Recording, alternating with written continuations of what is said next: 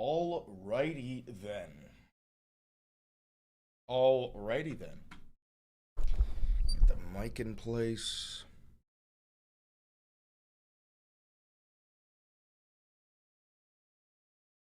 Let's fucking go, gang. Let's fucking go. How you doing? How you doing? How you doing? How you doing? How you doing? How you doing? How you doing? How you doing? How you doing? How you doing? How you doing?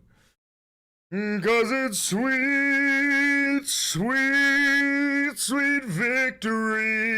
Yeah. Hi. Hi, everybody. Hi, everybody. How you doing? Where's that SpongeBob Sweet Victory? I need it. I need it. I need it. I need it. I don't give a fuck about the copyright right now. I'm going to get a copyright strike because of this, but I don't give a fuck.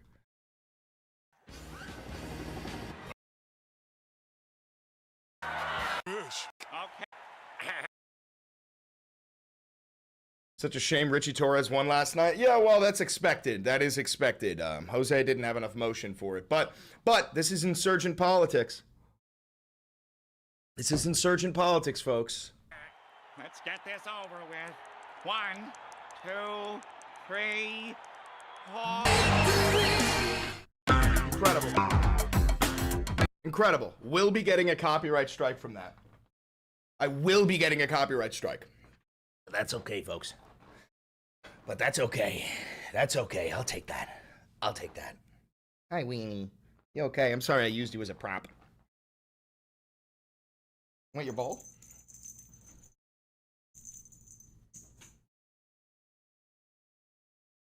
Get your ball. Get your ball.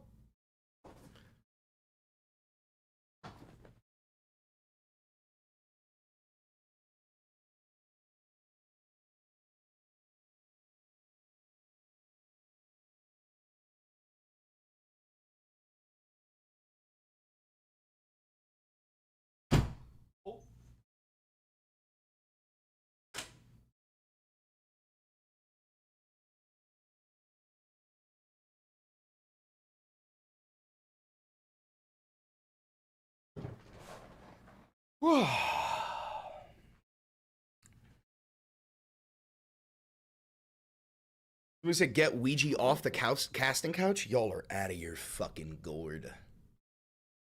Out of your gourd, I say. Out of your gourd. Casting couch Lenti? You wish. You wish. Is that what we're calling that now? That's the casting couch? Oh, I wonder if Donnie had anything to say about this socialist victory. I highly doubt it, though. I highly, highly doubt it. Of course, he's still talking about the fucking pool. Oh my god, bro. Oh my god. Yeah, my real poll numbers and I've never been, but only I get to see them. Only I get to see them. Oh, here we go. Mayor Mamdani pulled through 3 solid communists and has received loud and universal applause from the fake news media. Congratulations, Mr. Mayor. I went 16-0 last night, helping to elect wonderful American patriots, and the media doesn't say a word. Over the last 2 years, my endorsement has netted 259 primary wins and almost no losses with 0 media attention. Fake news. Dude, he's so jealous. He's so unbelievably fucking jealous. Oh my god.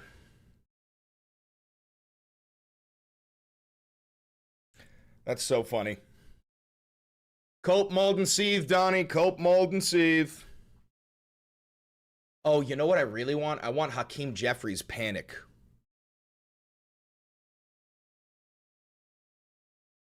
What's this? Save the Republic.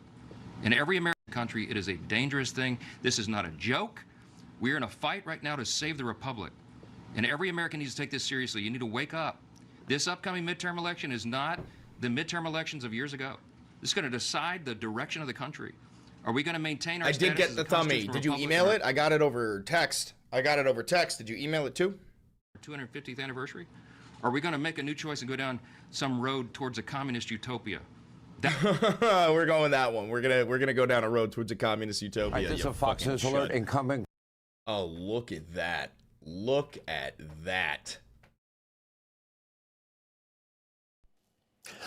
All right, let me ask this. Why the deep hatred for Israel? Genocide. Why? Apartheid. Mass murder. Rape. Yeah, because endless wars. Taking my tax dollars. Because I mean, if you have such contempt for Israel, I mean, of course, you're also anti-American.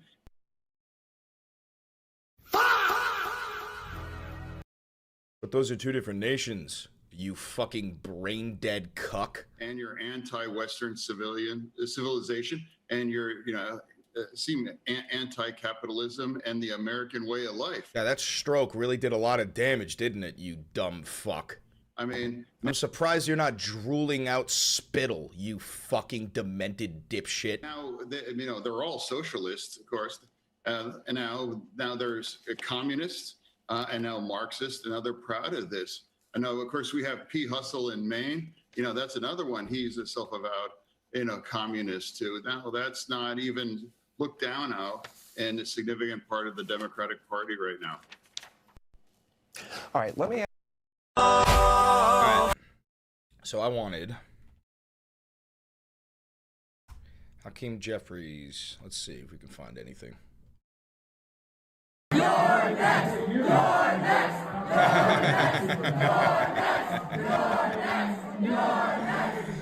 Yeah, baby. Yeah, baby. Hakeem Jeffries was asked. Donald Trump and Secretary Hegseth are responsible for Operation Epic failure. You said last night that you still plan to support Hakeem Jeffries as Speaker. Oh,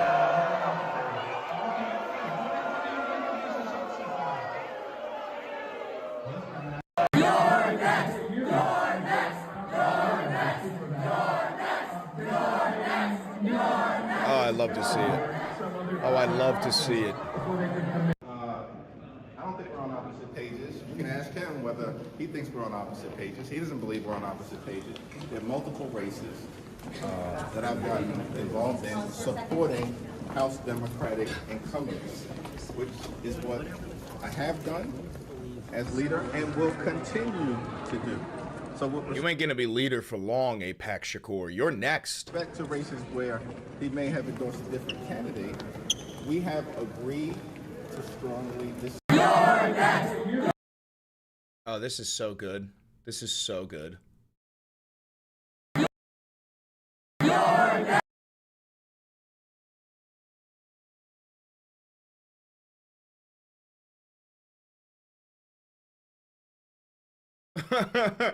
Free advice for New Yorkers: get out while you can. The rise of the socialists in New York City will threaten everyone.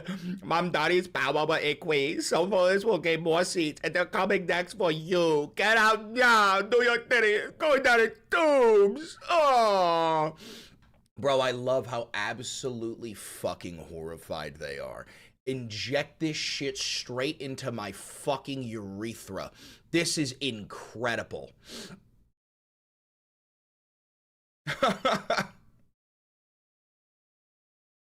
Oh, Jesus Christ. Abolish the Senate, abolish the President's Supreme Court, defund the Department of War, abolish the carceral state, free Palestine, and sanctions on Cuba, Venezuela. Yeah, no, this is all incredible. This is all incredible. What you forgot to mention on this was enslave every Republican. That's what we also needed. Oh my God, this clip of J.D. Vance is crazy. No way. They already removed it.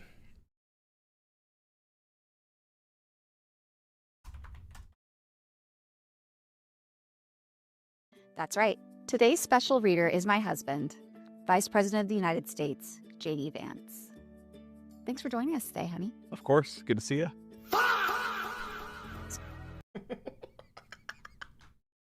Brother, I don't know whose baby that is, but it is definitely not J.D. Vance's. They do not love each other. In fact, That's I right. think they hate Today's each other. special reader is my husband, Vice President of the United States, J.D. Vance. Thanks for joining us today, honey. Of course. Good to see you. Bro, she recoiled. Yo, she recoiled when he tried to touch her. Look, watch her face. Watch her face. Thanks for joining us today, honey. Of course. Good to see you. She recoiled when her own husband tried to pat her knee. Thanks for joining us today, honey. Of course. Good to see you. Oh my God. She's disgusted by him. She's That's right. disgusted by him. Today's special reader is my husband, Vice President. Also, good to see ya. Good to see ya. President of the United States, J.D. Vance. Thanks for joining us today, honey. Of course. Good to see you. How rarely do you have to see your wife in order to say good to see ya? Like, you've got to be seeing her maybe twice a year, right? Twice a year. Good to see ya. A little pat on the knee. Oh my God, bro. That's diabolical.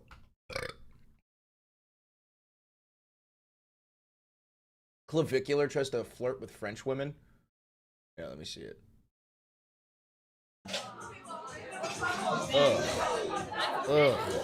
I don't mean to bother you while you're working, but you're very pretty. I said I don't mean to bother you while you're working, but you're very pretty. Nachos with tequila shots. Yeah, thank you. What are you doing? What are you doing tonight? I hate when people. Oh, hey, ladies. What's up? Oh, no English? Wow. I want to give you guys some roses.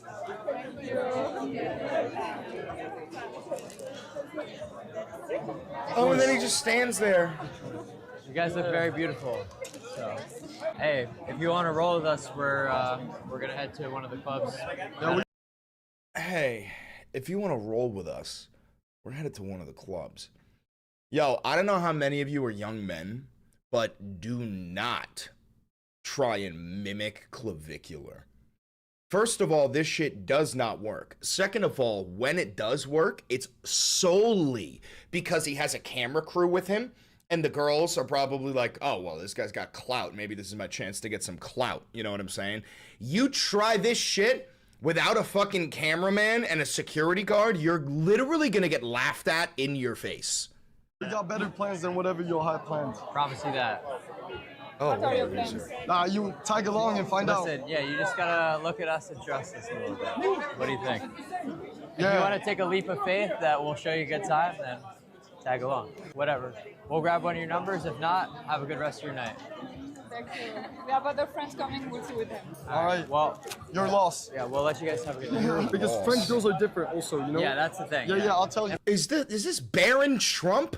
Who the fuck is this thing? Miami, you go up, you say, hey, slut, you want to fuck? And then.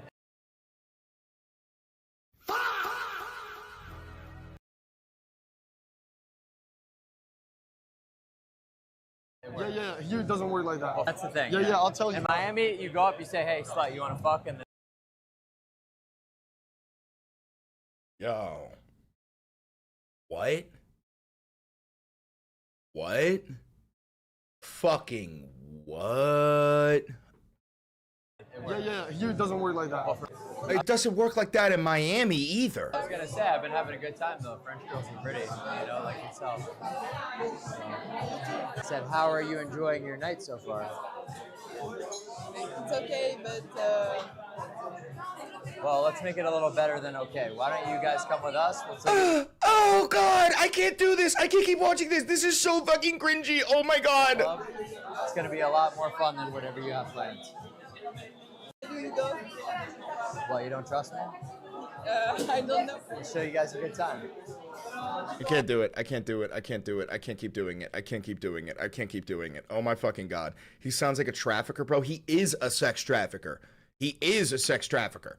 That same thing with like Andrew Tate. These men are sex traffickers, bro. They run like cam girls and shit like that. Oh lordy, lordy, lordy. Journalist killed after publishing news about Putin's affair. See, this is why I know Donnie doesn't have that dog in him, right? American fascism is hilariously pathetic because Americans are so unaesthetically pleasing and so fat and toothless and wearing like sleeveless American flags with their fat fucking belly sticking out, and they got their Make America Great Again hat, and they have a missing tooth, and they're like, yeah. Hold on. They're like Yeah, yeah. Oh my fucking god. Oh my fucking god.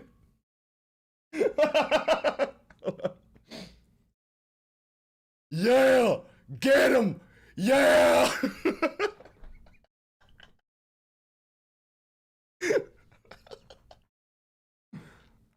I love you, Donald Trump.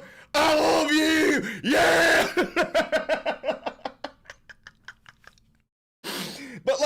But like that's the thing, bro, is like American fascism is so pathetic. Whereas like in Russia, you write an article about Putin cheating on his wife and he just fucking kills you. You're dead now. Guess what? You got murked. Like, if Donnie had that dog in him, he would have executed Stephen Colbert, okay? That's what he would have done. That's what he would have done. But instead, Trump, a fat-bodied, diabetic, geriatric pedophile, goes and gives a speech and he says something along the lines of like, okay, now listen, we're going to put $5 billion into my asshole. And then his fucking fans are like, yeah! I love you! Yeah! Like, it's so pathetic. It's so pathetic. What is this? Canva link? Oh, great. Oh, great. Whatever you say! I love you! Oh, Jesus. Oh, Jesus Christ. Thought that was a goddamn filter? Nah, bro.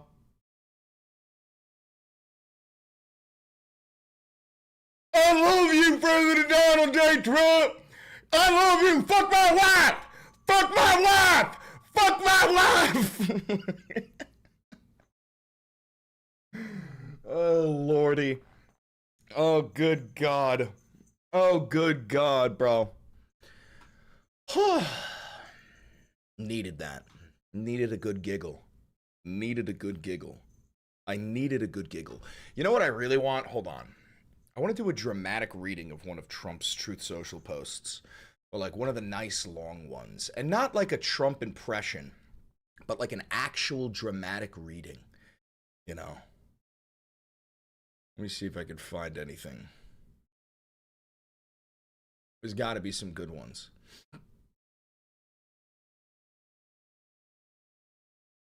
Here we go. Here's a dramatic reading of President Donald J. Trump's Truth Social posts.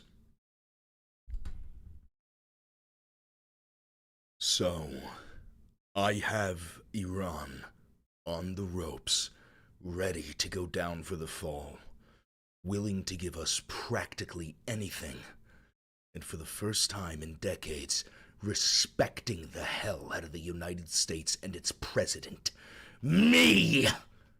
And the U.S. Senate decides to have a poorly timed and meaningless War Powers Act vote, telling the #1 sponsor of terror in the world that the United States doesn't like what I am doing to them.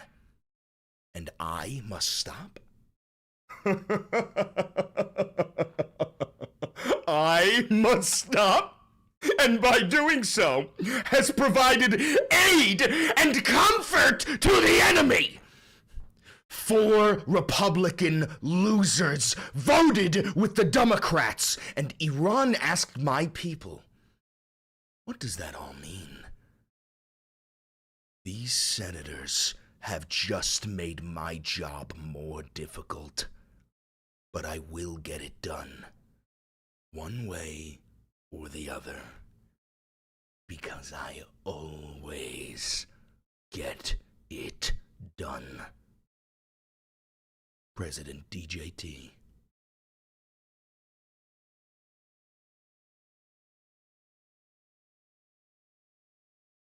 You like it?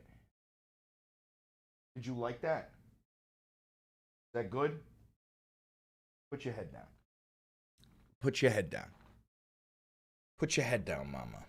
No need to be upsetty spaghetti.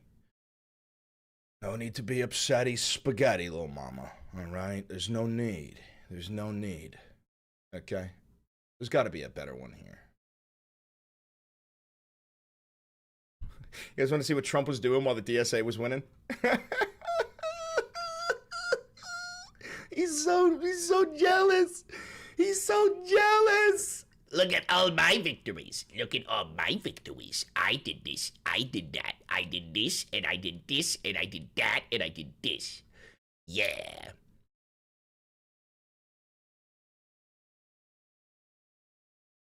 Isn't it strange?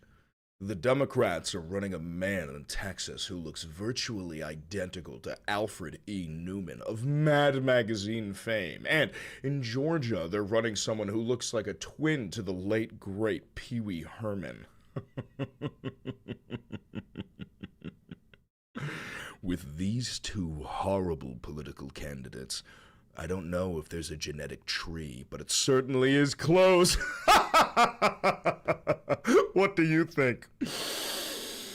In any event, Mike Collins of Georgia should easily beat Pee Wee, and Ken Paxton of Texas should easily beat Alfred E.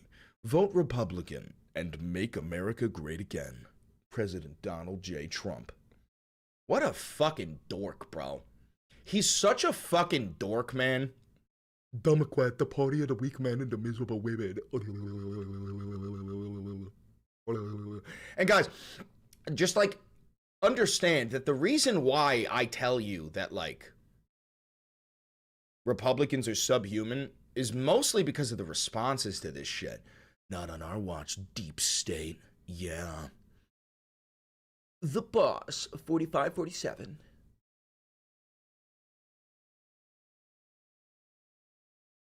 Oh my god. Orange Man good? Dude, they're such subhuman fucking vermin. Every last one of them. Subhuman fucking vermin. Excuse me. Alright.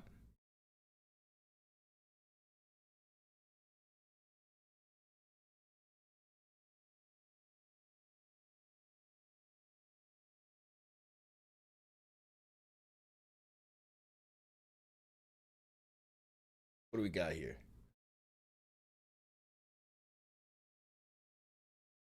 Will this work? I don't know if that will work. Okay.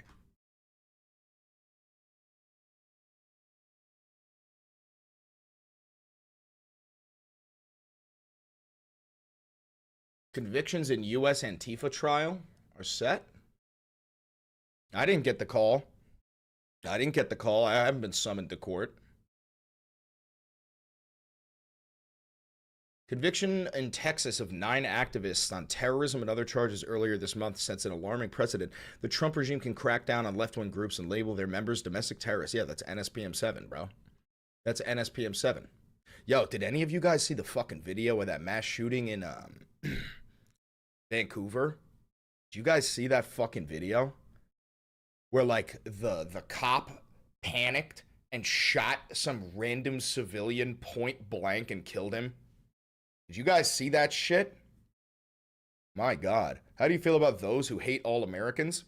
Well, they usually have a leg to stand on. Like, if there's ever been a country that deserves to be hated from international communities, it's America. Like, if an Iraqi tells me, oh, I hate Americans, I go, yeah, that makes sense. If a Mexican says, oh, I hate Americans, I'm like, yeah, that makes sense.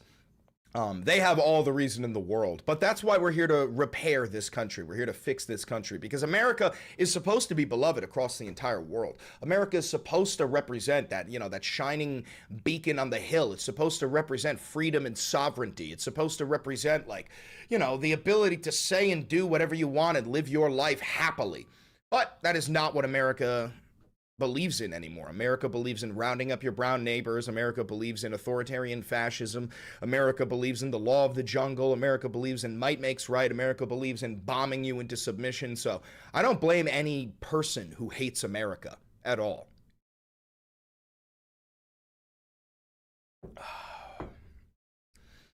It was a shooter from Alberta who was a white nationalist that shot a Muslim cop, and a Jewish pastor got killed by the female cop. I'm pretty sure that he was shooting up a place that was formerly the Pornhub headquarters. I'm pretty sure of that. You know, and he was like some incel shooter, some white supremacist incel shooter who thought that he was saving the world by shooting up the Pornhub facility. Meanwhile, it wasn't even the Pornhub facility anymore. Dumbass. Dumbass fuck. Did he get bodied? Did he get bodied? Did the shooter get bodied? Did he body himself? Did he get bodied by a cop? Did he surrender? Does anybody know what happened to the shooter? Let's find out.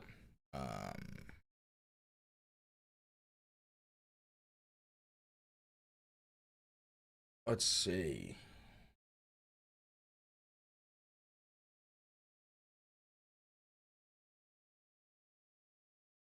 Nah, he got away. And then they, says here, oh, this is an old video.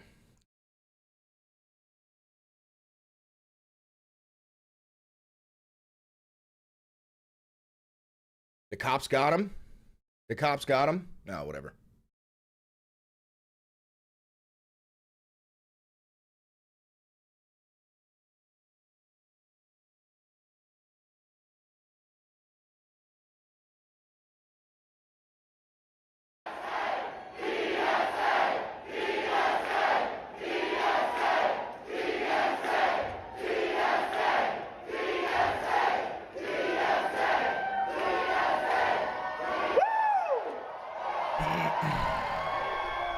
My friends, I know many of you have been canvassing for months.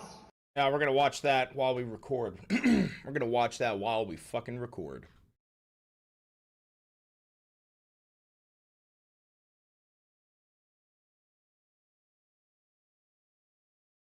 So yeah, Dan Goldman got bodied.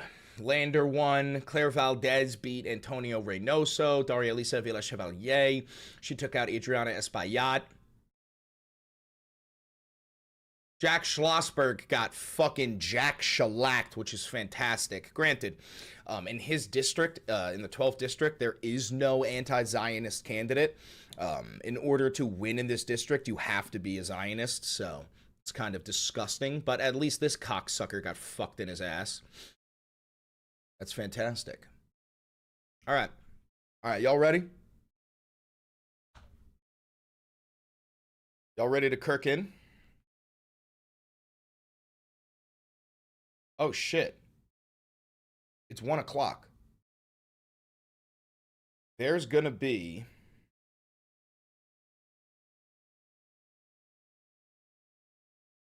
an F-18, a couple F-18s flying over at like 2,500 feet right outside that window. My boys did ask me to film it. You missed my dono? Thank you for the $5. Love this view. Yesterday we saw Luigi and Beans. I know, it's fantastic. There is going to be an F-18, and I'm thinking of either waiting for that to go by and filming it for my boys, or just starting it.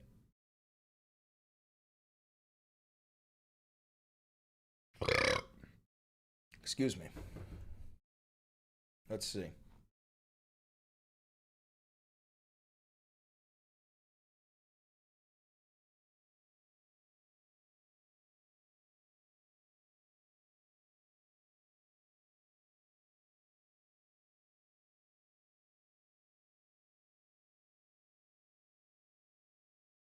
Show us two, please. I got you.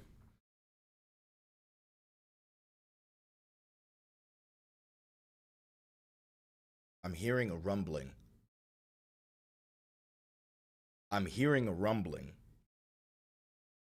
Rumbling, rumbling, on and rumbling, rumbling. Is it coming? Is it coming? Valenti hit by an F-15 missile strike on stream. Coming?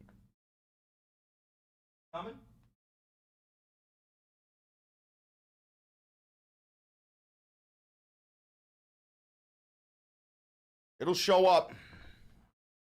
Yeah, when it shows up, it's gonna be great. It's gonna be great. It's gonna be great.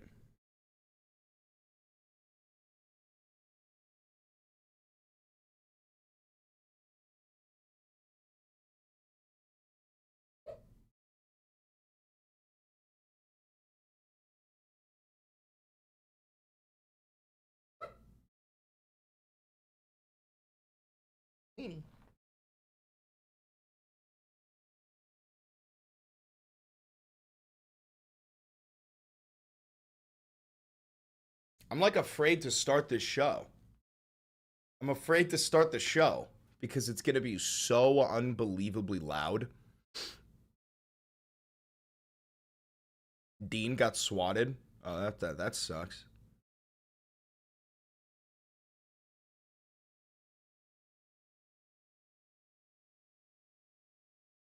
I keep feeling like I'm hearing a rumbling.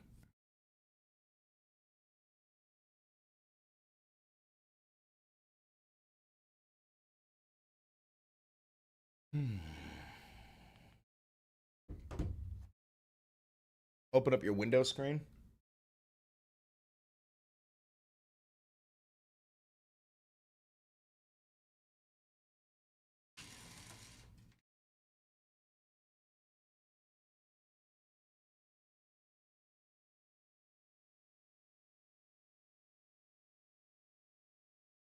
The fucking F-18. Where's a fucking F-18, huh? You promised me an F-18. Where's the fucking F-18, huh?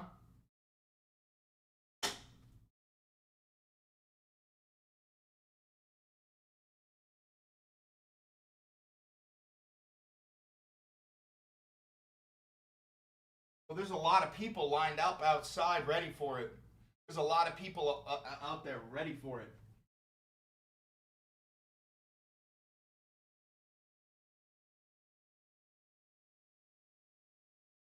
Isn't it great how much more space I have now?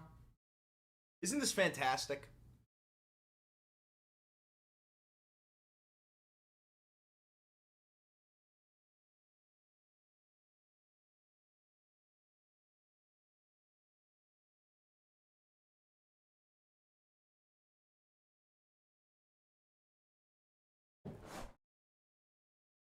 Oh, but now it looks way darker in here because of how fucking bright it is out there. What are you doing? What are you doing?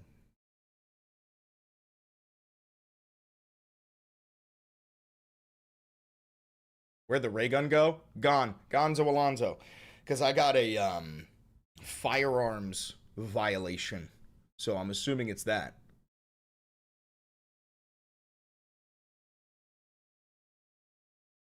Wait.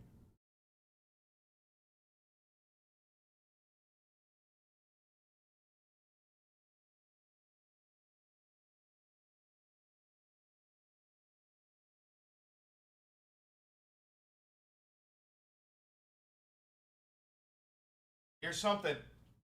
I hear something. What's wrong, Meanie? What's wrong? What's the matter? What's going on, Weenge?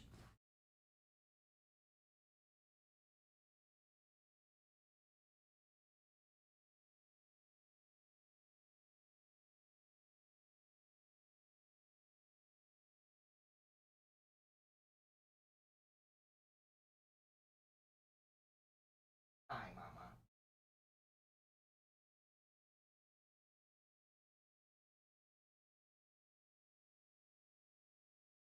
It'll show up. It'll show up. Mark my fucking words. It'll show up. But fucking better.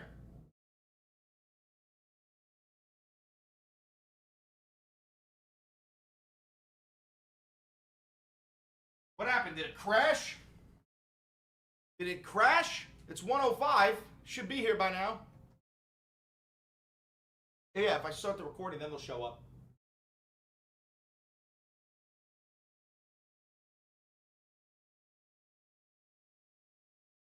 Release me! Release me!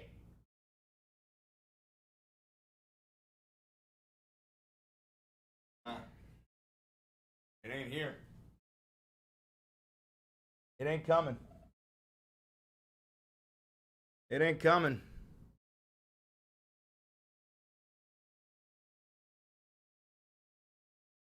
Maybe it is. These F-18s were, in fact, promised to me 3,000 years ago. Okay? Okay?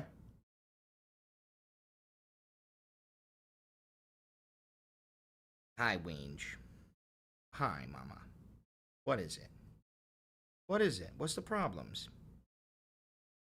What's the problem? Oh, you want to play so much. He just wants to play. All she wants to do is play.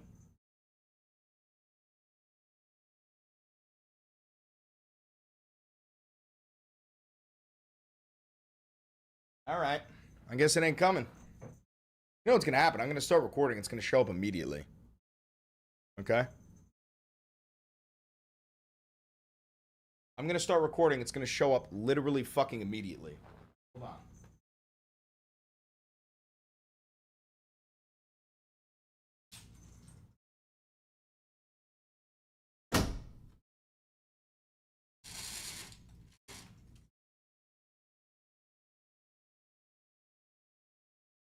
Oh, that looks great with that window open. Now I have way more light. Do you recognize your regular chatter's screen name? Sometimes. Sometimes, yeah. Sometimes. Sometimes, no.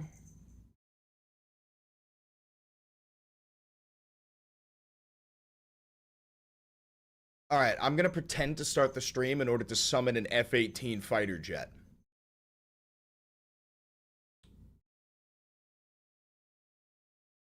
Whoa. Donald Trump. Whoa. Socialism.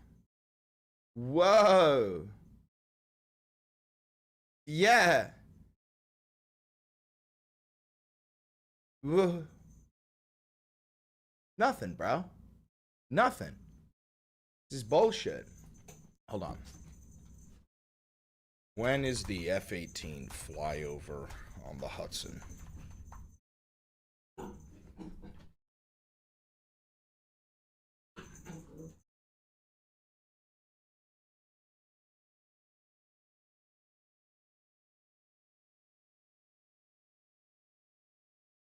Yeah, it's supposed to happen at like 1. Oh my god, people are already commenting. Like, look at this.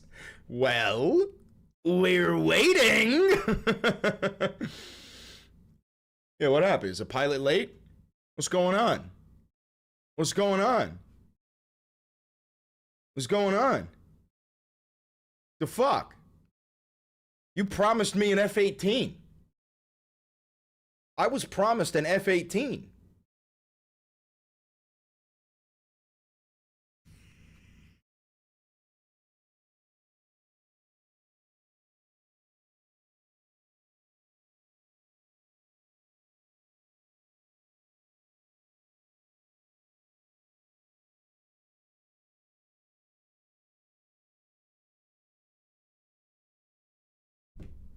Yeah, maybe they got algae on the engines.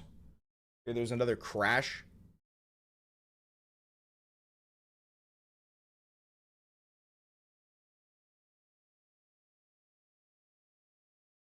All right, I ain't waiting no more. I got rug pulled. I guess there ain't no F-18. I guess there ain't no F-18.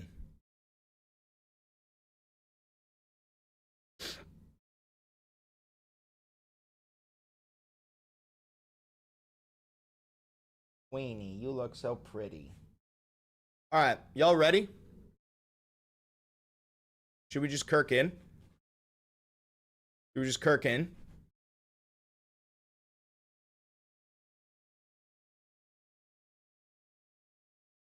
Let me go fill up my coffee. Let me go fill up my coffee.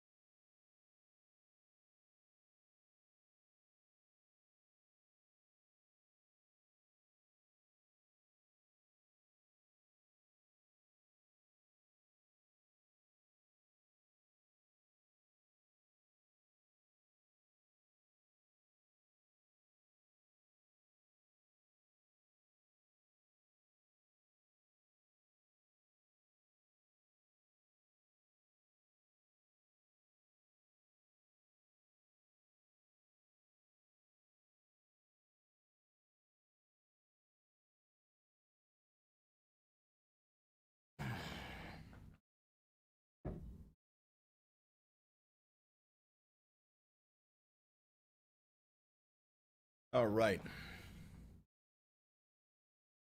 All right, I'm going to start recording, and I think we all know what's going to happen. We all know what's going to happen, right? As soon as we start recording, this fucking F-18 is going to fly by. All right, let's do it. Let's do it.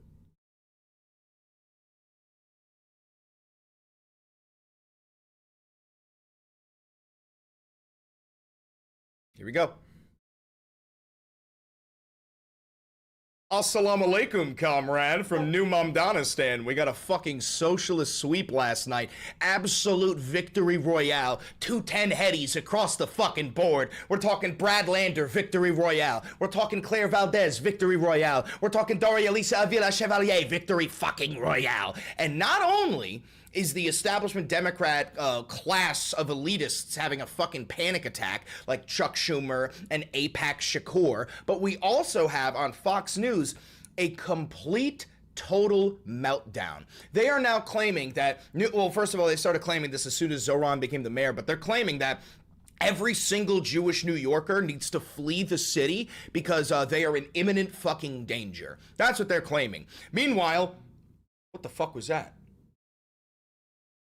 There's an F-18 flying directly towards me, and it's gonna hit me with a missile. I swear to God, I knew this would fucking happen, bro. An F-18 is gonna fly past this window any fucking second while I'm recording. It's bullshit. Anyway, a great, fantastic day. Listen to everybody who was canvassing, to everybody who was phone banking, to everybody who was making content, to the candidates themselves. This is our victory.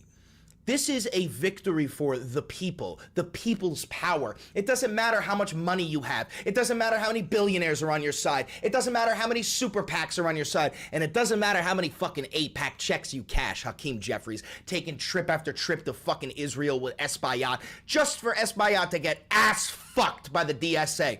You cannot outbid the power of the fucking people. When working people come together in the tens of millions and decide to actually vote for candidates who are no longer gonna kick the can down the road and actually address the issues that their constituents have been complaining about for fucking decades, then you have a new movement. What you're witnessing right now, in real time, is the death of the Democrat Party and the birth of the socialist movement. Zoran said it best during his speech last week that I got to see live. It's an old quote. I forget exactly where it's from, but the old world is dying and the new world is yet to be born. Now is the time of monsters. That's what we're living through. And it is our job as the American people, it is our job as young Americans to stand up and fight against the monsters. And the monsters have names. The monsters are AIPAC. The monsters are Republicans. The monsters are the DNC. And if you are ready for a new fucking world, then get on your goddamn feet, put your fucking dukes up, and get ready to start swinging. Because these motherfuckers think there ain't no fight coming. There's a fight coming, and I'm ready for blood. I'm ready for blood. Anyway, sorry about that. Let's look at a little bit of this BBC article. We love BBC. Hashtag shout out BBC. Clean sweep for Mamdani-backed candidates in New York's Democratic primary. We got Dan Goldman getting fucking shellacked by Brad Lander here. Last night, I was here, actually. I have my own footage of this. I was at the the Brad Lander victory party. Let me see if I can show you this. So, hold on. In introducing your next Congress member, Brad Lander. So there's that, right? Here's my view of it, the same exact moment.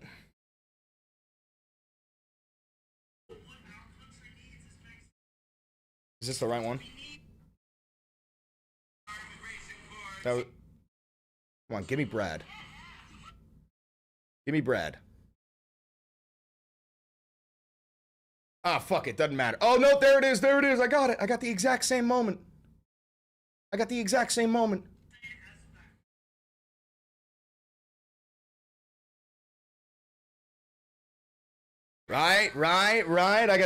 same fucking moment. All right, let's play it. Please join me in introducing your next Congress member, Brad Lander. It was an honor 1 year ago to work together to elect him the mayor of New York City. And it's been thrilling as he has been showing us what it looks like to fight for a New York City everyone can afford. For a place everyone is welcome. And for a city where we don't compromise on anyone's humanity. And I'm so excited to get to work. Daria Lisa also took a fat dub against Espaillat despite all of the insanely racist rhetoric that he was spewing at her, claiming that she's a fake Dominican and that she's actually Haitian. And if you don't know much about, like, the feud between the Dominicans and the Haitians, it's like, it's this weird racially motivated hatred on both sides where they're like, nah, Haitians are black, Dominicans are not black. But like, essentially Espaillat's entire attack plan was, you can't vote for Daria Lisa, she's black. That was quite literally his entire attack plan. To bring all of you with me to Washington. Hi, Chad. I moved out of Tehran. Oh, well, at least you're relatively safe. I don't know where you live now, but Tehran, definitely not too safe when America and Israel continue to bomb the fuck out of you. Fighting at the federal level. Please join. All right, so Dan Goldman has been defeated in New York's primary. He was beaten by progressive challenger Brad Lander in New York's 10th congressional district in a contest that laid bare the party's division over the Israel-Gaza war. Beautiful. Let's see. We've also got Jack Schlossberg got absolutely fucked. Schlossberg was defeated by Assembly member Micah Lasher in a crowded race to succeed Congressman Jerry Nadler. Granted, this isn't necessarily good news. It's good that Jack Schlossberg didn't win because he's a Zionist cuckboy and he should pack his bags and move to Tel Aviv. But there really is no anti-Zionist candidate in his district. But I do have Zoran's victory speech at Claire Valdez's victory party. Here, get a look at this.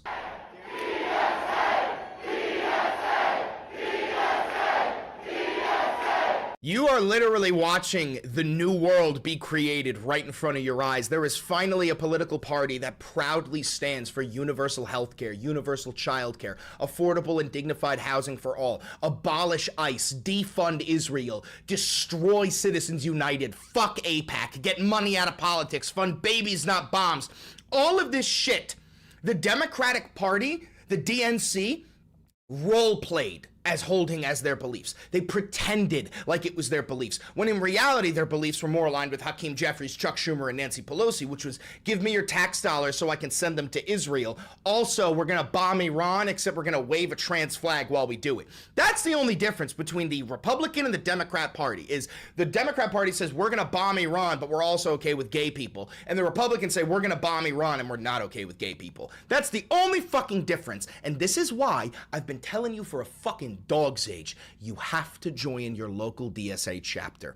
I guarantee you have a DSA chapter near you. It's a great way to build community. You're gonna come across people who are, you're gonna meet people who are actually ideologically aligned with you. You're gonna make friends. You're gonna be part of a fucking community. It's fucking incredible, and I am so grateful to have been part of this movement, to have played just the most minute role in getting the Democratic slate in New York City elected, the Democratic Socialist slate in New York City elected.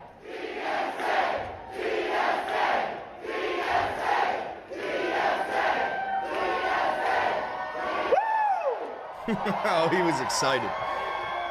My friends, I know many of you have been canvassing for months. And at those canvasses, at those fundraisers, at those events, when we introduce our candidates, we use a language of hope. We say the next assembly member, the next state senator, the next congressperson. Republicans are so fucking lucky that this man can't run for president of the United States of America. Because if he could, he would literally have a 90% win. He would sweep this fucking country. Tonight we use a language of fact.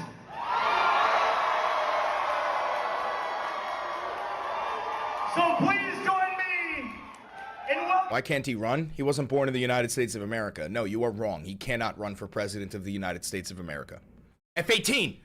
F-18! F-18? Fuck! I missed it!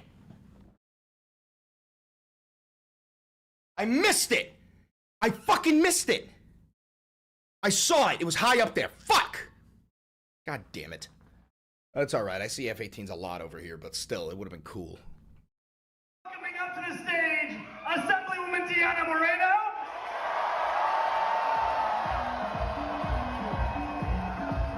Assemblymember David Organ.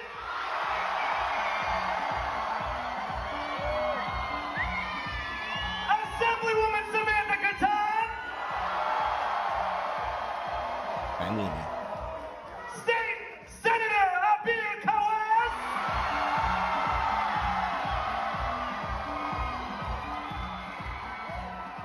And the one, the only, Congresswoman Claire Valdez.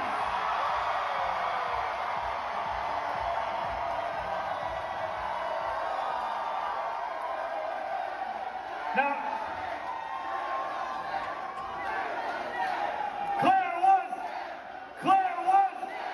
Claire was there, baby.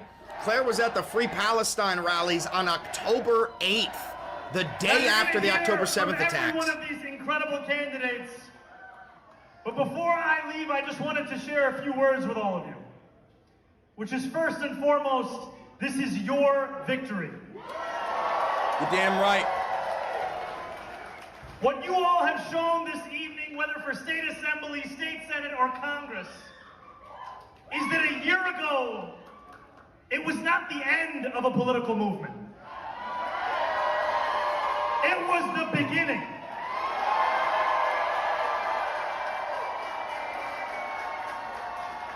And I want to thank you because in this room, I see those who believed no matter what tweet they read from Michael Lang. They believed. They put that anxiety into shifts. They put it into door knocks, into phone calls. Raise your hand if you canvassed. Those are the hands that won this race. And every single one of these incredible candidates, they are going to be the partners in It's not just that Zoran is tall, it's that Claire Valdez is incredibly tiny. transforming the most expensive city in the United States of America into one that working New Yorkers can afford. So one more time, let's hear it for Diana Moreno. Let's hear it for David Organ. Let's hear it for Samantha Catan. Let's hear it for Abir Kawas. Let's hear it for Claire Valdez. Fuck yes, baby. I am so happy to be a New Yorker. And let's hear it for a politics that will never forget working people. For a politics that is ready to write a new chapter in our party's history. And for a politics that realizes the old politics that got us to this crisis is not the politics that's going to get us out of this crisis. Damn right. You're damn fucking right. It's time for working people to be back at the heart of our politics. These are the champions who will do it. Thank you all so much. God, I fucking love him, dude. And his speechwriter is gonna be a presidential speechwriter. His speechwriter is so fucking talented. It's unbelievable. Okay, so here is how the pedophile Fuhrer... Is that F-18 coming back? Here's how the pedophile Fuhrer had to spin things, okay? Here we go. Okay, Mayor Mamdani pulled through 3 solid communists and has received loud and universal applause from the fake news media. Congratulations, Mr. Mayor. I went 16-0 last night, helping to elect wonderful American patriots, okay? And the media doesn't say a word. Over the last 2 years, my endorsement has netted 259 primary wins and almost no losses, with 0 media attention. Fake news, President DJT. Brother, he is so unbelievably jealous. He is so unbelievably fucking jealous. It's hilarious. And the funny part is, he literally loves Zoran. He calls him the handsome mayor. He loves Zoran, so he can't even shit on him. Like, he actually respects the fuck out of Zoran, so I don't see him shitting on him at all, other than just going, I know you did good, but I did even better, and I don't get any praise for it. All right, here's a little bit of Claire Valdez's victory speech. I will continue to call for Palestinian liberation. You're damn right. You're damn fucking right. We will stand up to the genocide. We will refuse to abide by apartheid, and we will use our money to improve lives here instead of destroy them abroad. That is now a U.S. Congresswoman saying that. There it is. That's a U.S. Congresswoman. That's not just some random New Yorker. That is now a Congresswoman saying this shit. All right, more. We've got a little bit of Mamdani at Dari's win. How are we feeling tonight? I'm not sure. Can you guys hear me? How are we feeling tonight?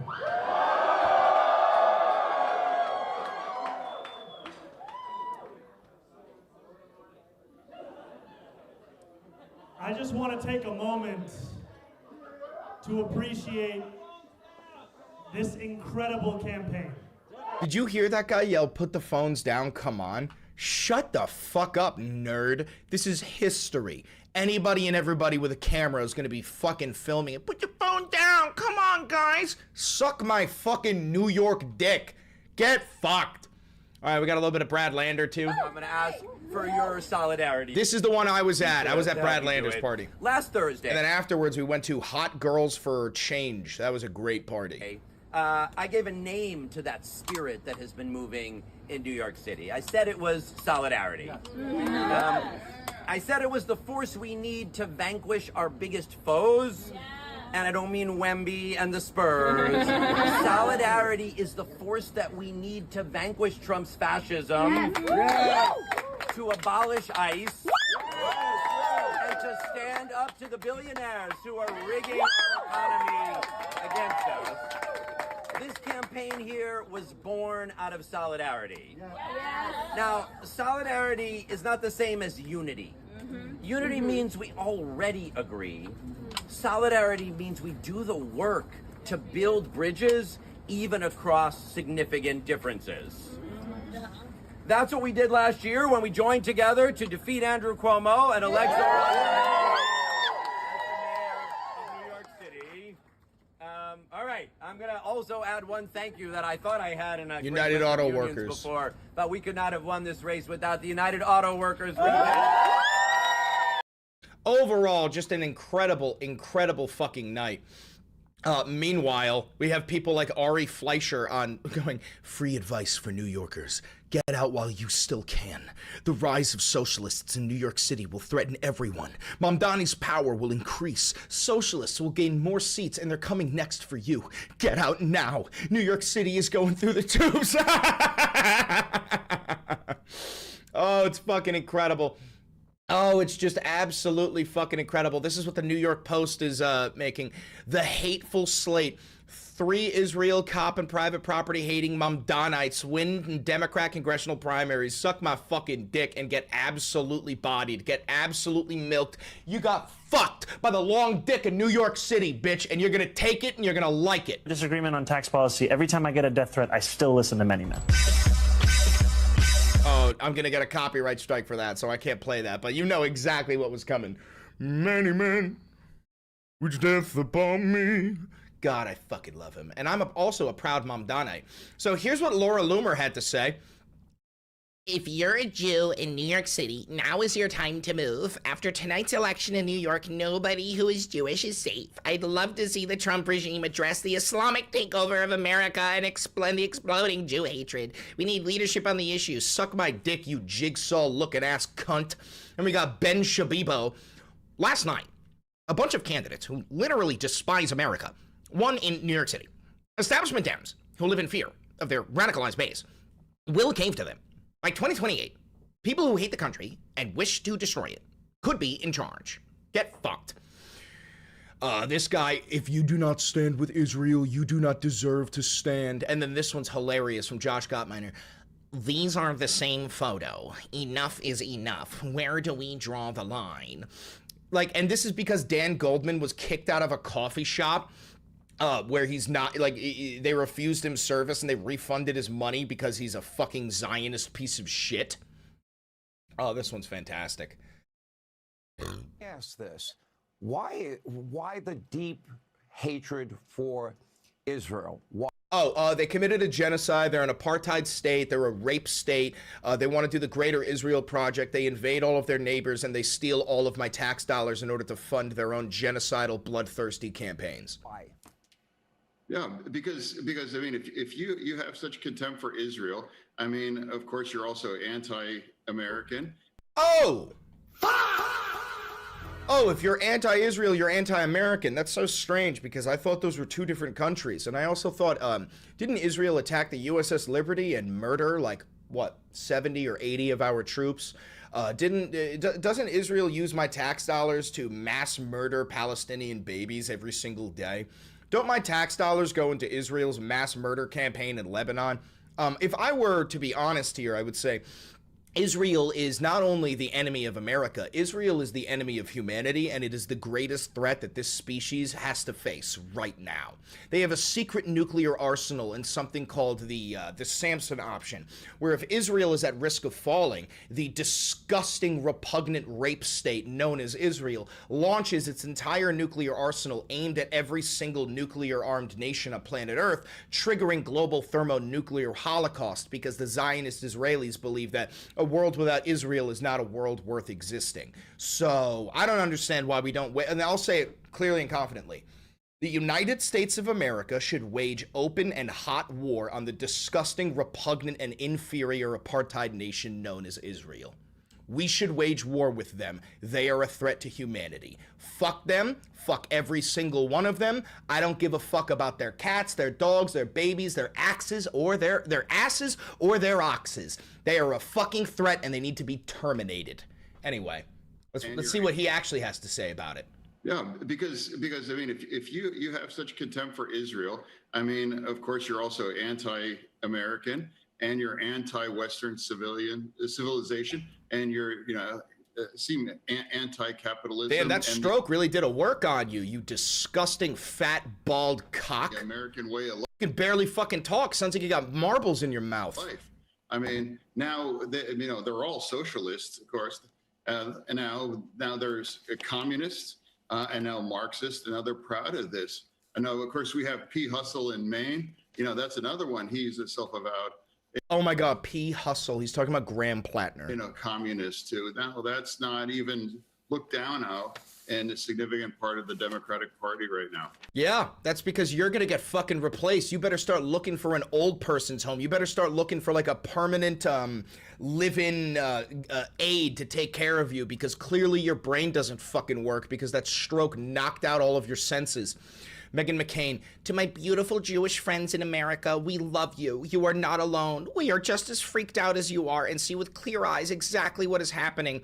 Meanwhile, fucking liberals love Meghan McCain. It's absolutely disgusting, bro. All right. More here. We're gonna watch just real quick. Here's Fox News having quite literally a panic attack over the rise of socialism. All right, this is a Fox News alert. Incumbent Congressman Dan Goldman, dude, Hannity is on the verge of fucking tears here, who was just banned from a New York City coffee shop because of his support for Israel. He has now lost his primary to a radical socialist backed by Mamdani. It appears. Dude, he's gonna cry. He's gonna fucking cry. A pretty scary transformation is now fully underway in the Democratic Party, especially in a blue state like New York. You're damn fucking right. This is going to become a national movement. I hope you understand that socialism is coming for your fucking neighborhood too, and you better get on board or you're gonna get run over by the fucking bus. All right, this is a Fox News alert. Incumbent Congressman to a radical socialist backed by Mamdani. It appears that a pretty scary transformation is now fully underway in the Democratic Party, especially in a blue state like New York. Now, meanwhile, President Trump spoke at a Mack truck facility in Pennsylvania where he touted his economic success and rallied with Republican candidates ahead of the midterms, while also taking a jab at far-left radical Maine Senate candidate, our friend Graham Plattner, and, of course, his Nazi tattoo. Take House Chief of Staff and Homeland Security. Oh, my God, it's Joseph Goebbels himself. It's the bald, disgusting Jewish Nazi. Advisor Stephen Miller. All right, New York is one thing. This is a big night for Mamdani, but it's also like a cancer spreading you know, across the country. No, that's called Zionism, and you don't leave cancer in your body, you carve it out. Tallarico, you got El Sayed, you got Graham Plattner, and you have no mainstream Democrat but the one we just had on, John Fetterman, that is willing to... If John Fetterman is the last remaining mainstream Democrat, then I've got hope that we've got a new world coming, man. I mean, John Fetterman is a complete and total failure. He has zero support. Everybody fucking hates him. Like, what does it mean when the leading Democrat is constantly on Fox News and glazing Israel? It means the Democrat Party has fucking collapsed. To stand up to them. What are we learning about what's happening to the Democratic Party, Stephen Miller? Well, this is an issue, Sean, you and I have discussed on your airwaves many times, and tonight brings really terrifying evidence of just, as you said, how far this cancer has spread and is spreading across and throughout the Democrat Party. The candidate who won that race in New York tonight campaigned, as Senator Fetterman said, on abolishing ICE. You damn right! Abolishing borders. You damn right! Abolishing jails. You damn right! She's a prison abolitionist. Effectively, this candidate is saying that every single American citizen should live at the mercy of the most violent criminals, terrorists, and thugs on the face of planet Earth. We already do. We live at the mercy of Israel, the most violent terrorist thugs on planet Earth. We already live at their mercy. This is why we're electing socialists, to cut the ties with the disgusting, repugnant rape state of Israel that doesn't have a single living human being inside of it, only actual fucking demons. Just our whole country there for the taking, there for the pillaging. No protection for you or your family. And we've seen in every single race where there is an open Democrat primary, the radical left base of the Democrat Party is electing the most socialist, the most communist, the most lunatic candidates, the most fringe candidates that possibly exist. You're damn Every right. one of them. Against cops, against ICE, against Border Patrol, against borders, against jails, for every crazy trans idea, against every single tenet of traditional American values, principles, religion, God, all of it. I mean, you saw this quote from Tallarico today where he says he hates Christianity. These are There's no shot in hell that James Tallarico said that. He is a very proud Christian. That's a complete and bold-faced fucking lie. Running, Sean. So President Trump, in a very real and very literal sense, is the man, is the leader standing in the gap, in the breach, protecting this nation from this tyrannical wave of left-wing insanity. Well, he ain't doing a good job of protecting it, considering that New York City is the tip of the spear, and what New York does, the rest of the world fucking follows, and you just watched a socialist sweep. How do we ever reconcile the ones that want Marxism, socialism, defund, dismantle, open borders, sanctuary cities and states? You mean like the shit that Jesus Christ advocated for? How do we ever reconcile these two very different ideologies? I don't see how. No, I mean, fundamentally, Sean, look, we used to have a country, you could pick what time period, maybe say the 1980s with Tip O'Neill and Ronald Reagan. We used to have a country where you had a center-left Democrat Party, really a center, I would say a center to center-left with many members who were actually center-right. These were called Reagan Democrats or Blue Dog Democrats. So that was the spectrum the Democrat Party lived. He's talking about blue MAGA. See, this is why we hate liberals. He's talking about neoliberals who actually are Republicans. They are wolves in sheep's clothing, right? They role play to be populists. They role play to be progressives in order to gain power. Chuck Schumer, Hakeem Jeffries, John Fetterman, right? This Nancy Pelosi. The stereotypical pro-Israel Democrats that you're thinking of, that's who he's talking about. Lived it from center left to center right. Then you had a Republican Party, right? A conservative party. And over time, the Democrat Party has abandoned all of that, and they have instead adopted this radical, revolutionary, and in many cases violent ideology that wants to tear America down and destroy everything that we know and love from top to bottom, right? Is giving universal health care to everybody, is that destroying everything we love? Is giving affordable housing to everybody, is that destroying everything we love? Is defunding Israel destroying everything we love? Is abolishing ICE destroying everything we love? Like, I'm so confused by what the fuck he thinks that we're actually advocating for. living in a state of total anarchy, without police, without law enforcement, where criminals can rape and maim and murder with impunity, where your kids... Do people actually think that the DSA or that the socialist movement wants to rid the world of all law enforcement and just let people run wild raping each other? Like, I don't understand how brain dead you have to be to fall for this line of thinking. This is so stupid. Are taught from the age of 2 to hate America, to hate their God, to hate their parents, to hate their family, to even hate their own gender. That's their agenda. And no, you cannot have a middle ground with that. Ultimately, what President Trump is doing and what he is leading is an America First movement that says we need Democrats to come vote for us, to leave that insanity, because ultimately that's just a death knell for America. Well, you got fucked, you bald rat cock. Now we're gonna look at a handsome Chad. Richie Torres, I know you won tonight. I didn't even look at your race. You probably won, you piece of shit. Remember. Oh, he's fucking drunk. I didn't even look at your race. You probably won, you piece of shit. Remember, I was coming for you, but you got lucky this time. But I'll see you in 2. I'll see you in 2, motherfucker. I know you stopped talking shit. I know you stopped talking about Israel, Richie Torres. What happened? I'll see you in 2 years, motherfucker. Just wait. Richie, I'm coming for you, Richie. I'm coming for you too. This is our city. You think shit is sweet? Sit on that fucking seat for the next 2 years. I'll see you in 2, Richie. I hope you remember that. Every day, every time there's a decision that you can make where you are pro-Israel, I hope you remember. You got 2 more years, motherfucker. 2 more years. You better act right, Richie. Hey, by the way, I just want to point out that a 32-year-old organizer just took out the fucking Congressional Hispanic Caucus chair with a campaign that the fucking incumbent ran, talking about how she said, fuck Kamala Harris. That's where America's at right now. That's what time it is.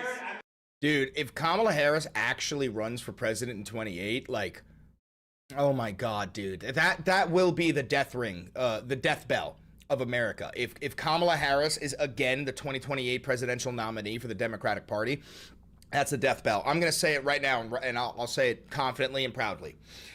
If Kamala Harris becomes the presidential nominee for 2028, I will do everything that I can to make sure that nobody fucking votes for her, okay? Nobody at all. I am somebody who firmly believes in voting no matter what. But if Kamala Harris is the Democratic nominee, do not vote. Don't vote. Do not vote. Let this be the last election in American fucking history if that dumb bitch tries to run again. Fucking terrible politician. Terrible politician. Democrats imported a new electorate, and that electorate is remaking Congress. Oh, this is Stephen Miller coping and malding and seething over the fact that brown people are fucking winning. Eat my dick, bitch. Oh, here's Jonathan Greenblatt, the head of the ADL, the Apartheid Defense League. Here's him coping this morning. People in New York, more Jewish people in New York than any other city in our country. That's right. Other than Israel, biggest population here. How do they vote now? Look, I think this is a question for Democrats, for all Americans, to see anti-Semitism explode like this in this city, like you said, with the most Jewish people but the highest number of anti-Jewish incidents.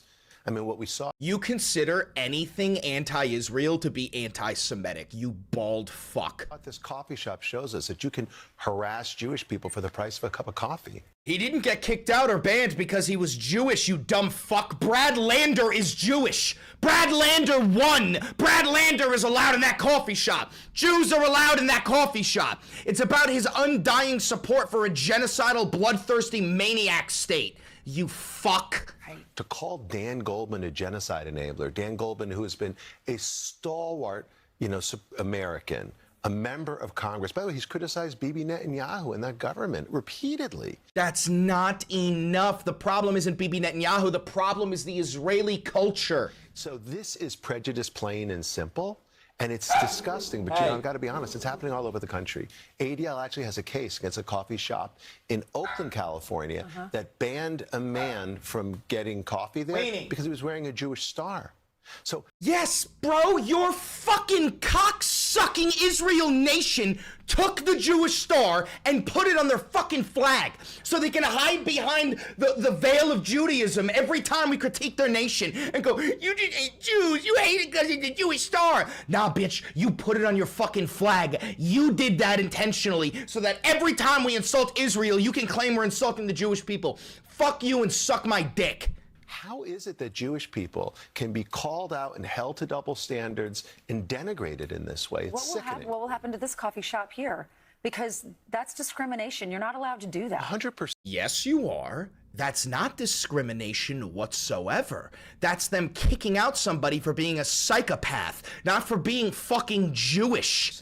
Like, not only is it beneath... And by the way, this is how we should be treating all Zionists. Zionists shouldn't be allowed in civilized society. If you own a business, you should have a sign outside that says, Zionists not allowed. You should not be serving them. They don't deserve a moment of peace in their miserable fucking existences. We need more coffee shops to be doing this. We need every fucking store in New York City to be banning all Zionists from stepping foot in their fucking stores. Our morals as sort of ordinary Americans, it's a violation of the law. The Civil Rights Act of 1964. Meanwhile, they don't say a fucking peep about the pro-Palestinians being literally deported. 64 says you can't discriminate against someone based on their religion. He wasn't discriminated based on his religion, you fucking cuck. There are more Christian Zionists than there are Jews, and I'm sure that coffee shop would have kicked out, like, Esbayat as well, even though he's a fucking Christian Zionist. Their ethnicity. So yeah, they're breaking the law and they're defying our morals, and I just think it's plain wrong. So it's bad for business as well as bad for our country. God, this is not your fucking country. Pack a bag and move to Tel Aviv, you fucking piece of shit, dude. Okay, the last thing I want to show you has absolutely nothing to do with the DSA wins, but it is just fucking hilarious. Get a look at Usha Vance's face when her husband tries to touch her. That's right. Today's special reader is my husband, Vice President of the United States, J.D. Vance. Thanks for joining us today, honey. Of course. Good to see you. That's right. Today's special... Good to see ya. And then a little pat on the knee. Good to see ya. And also, look at her face when he touches her. Thanks for joining us today, honey. Of course. Good to see you.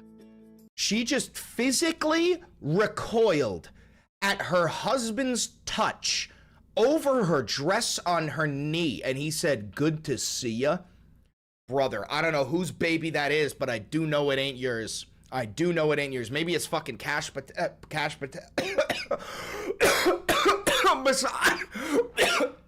Mossad, don't do it. Don't do it. Don't do it.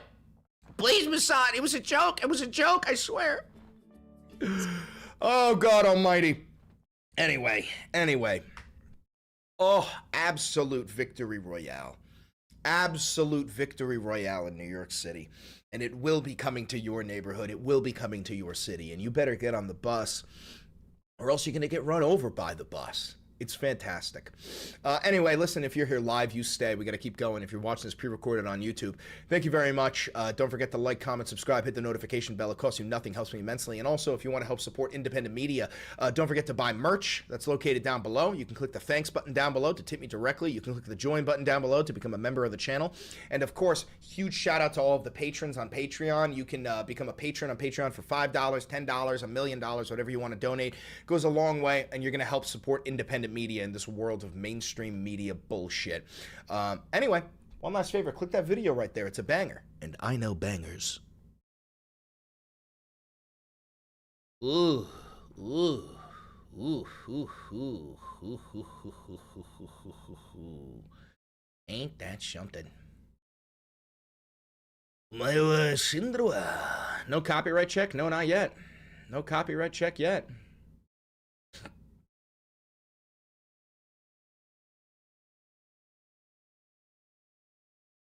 This is such a great thumbnail Nelson made. This is such a great fucking thumbnail. I'll take it. I will take it.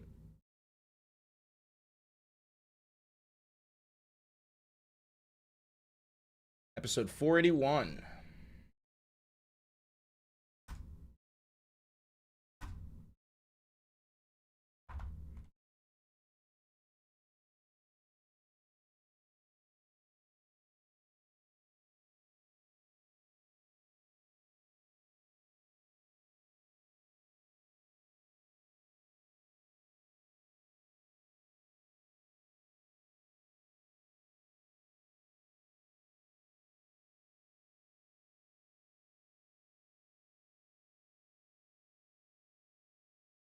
There we go. Title: Socialist Sweep.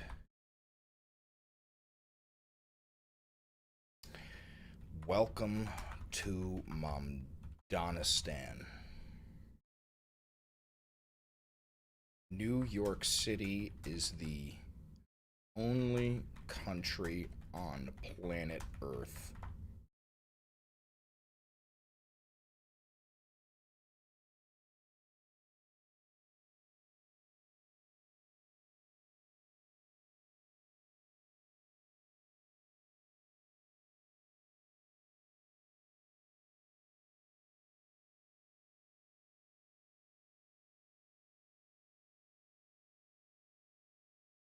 It's fucking beautiful. Can we get a Bella Ciao? Yes, we absolutely can. Una mattina mi sono alzato, oh bella ciao, bella ciao, bella ciao, ciao, ciao. Una mattina mi sono alzato e ho trovato l'invasor. Oh partigiano, portami via. Oh bella ciao, bella ciao, bella ciao, ciao, ciao. Partigiano, portami via. Che mi senta di morire. And then a quick double time. We are Charlie Kirk, we carry the flame. We fight for the gospel and honor his name. We are Charlie Kirk. Yeah. Yeah, a little higher beat one. A little higher beat. Estamos en Kirky Charles. How do you say carry the flame? Fuego el fuego. I don't know how to say it all. Estamos Kirky Carlos. Ain't that something? Ain't that fucking something? All right. Publish.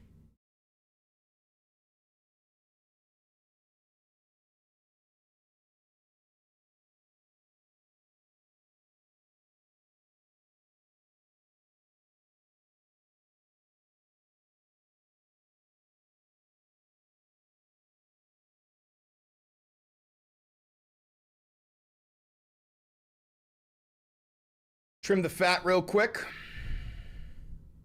Here we go. Right there.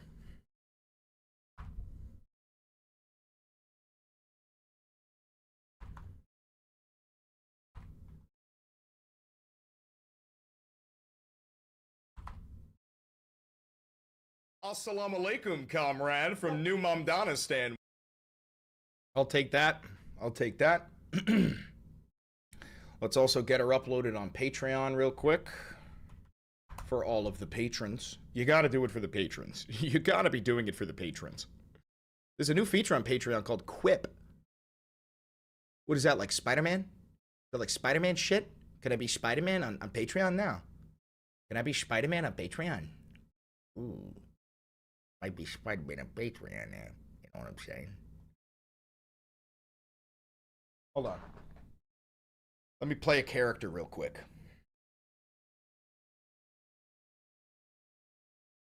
Listen, man. The rise of socialism in New York City is the most horrifying thing I ever seen in my goddamn life. Okay? I can't even keep my lip up there. For far too long, these socialist communist bastards have been trying to fuck my wife. Well, the only person who could fuck my wife other than me is Donald J. Trump. Not you, Zoran. Zoran Mamdani. You fucking Islam. You Islamo-Marxist son of a bitch. You ain't gonna fuck my wife. I done voted for Donald J. Trump 3 fucking times. And every single time, my life got fucking worse. Okay? And I'm gonna do it a 4th fucking time. Thank you for the $10 just because from John and Venus. Thank you, John and Venus. More like John and Penis. Because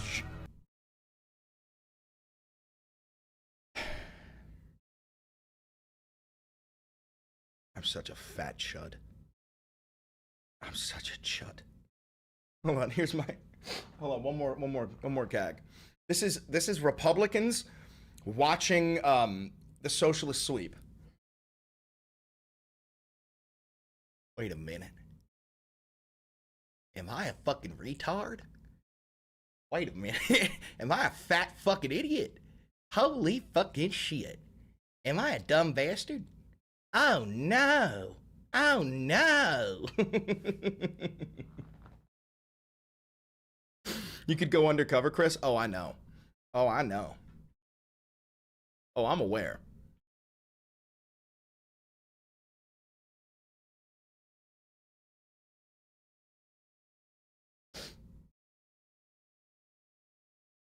Clip it and ship it. Title: Socialist Sweep.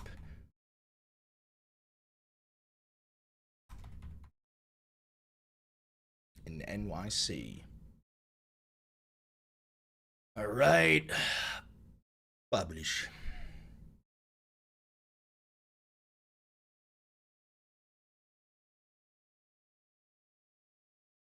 All right, that's good and done. Quick advertisement. Hold on. I already know what I'm going to do. Okay. These socialist bastards have won in New York City, and now these Islamo Marxists are going to take over the whole goddamn country. Shit. I can't get my lip to stay. It's too wet. I have to dry it. I have to dry it out. Hold on. Okay.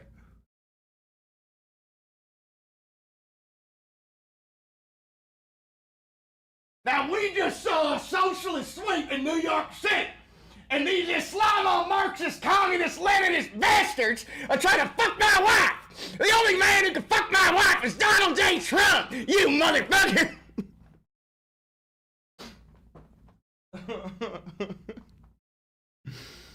It's your teeth. Dry your teeth. Oh, you're probably right. You're probably right. Hold on. Hold on. I feel like Asmongold wiping my bloody gums.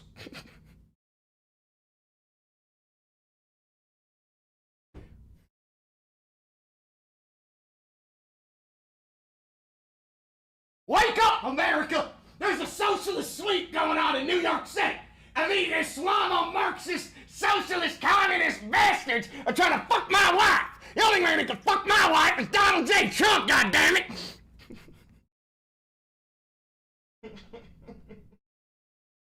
Oh, it's perfect. Oh, it's absolutely perfect. It's absolutely goated and it's perfect.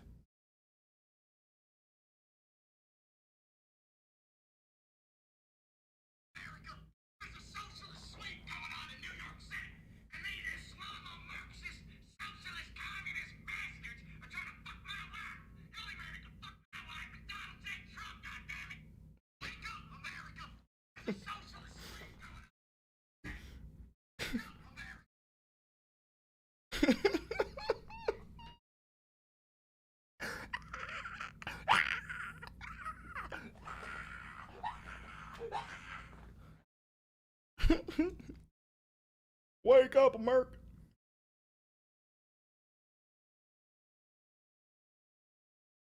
Yo, wake up, America.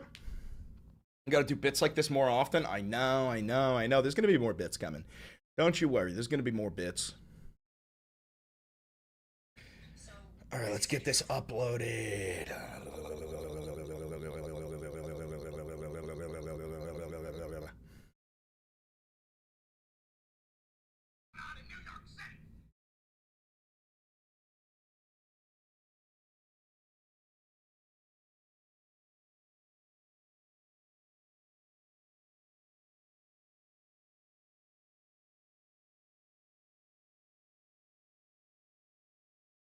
New episode of the Valenti VOD on YouTube.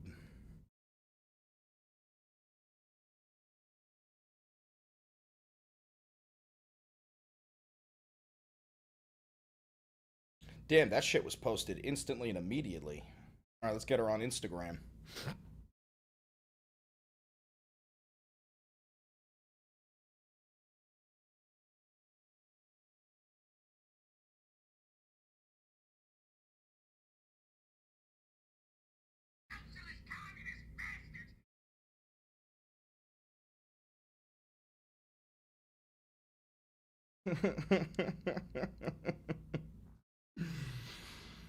Oh, that shit's so fucking funny. What's that character's name?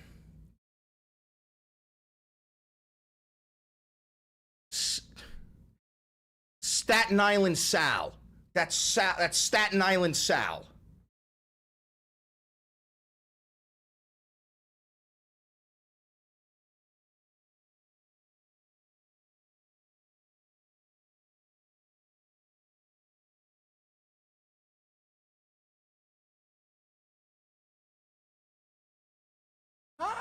Hi, Beans. Oh my goodness. Are you blessing us with your presence? Beans. Mr. Beans. Hi, everybody. Our Beans. Okay.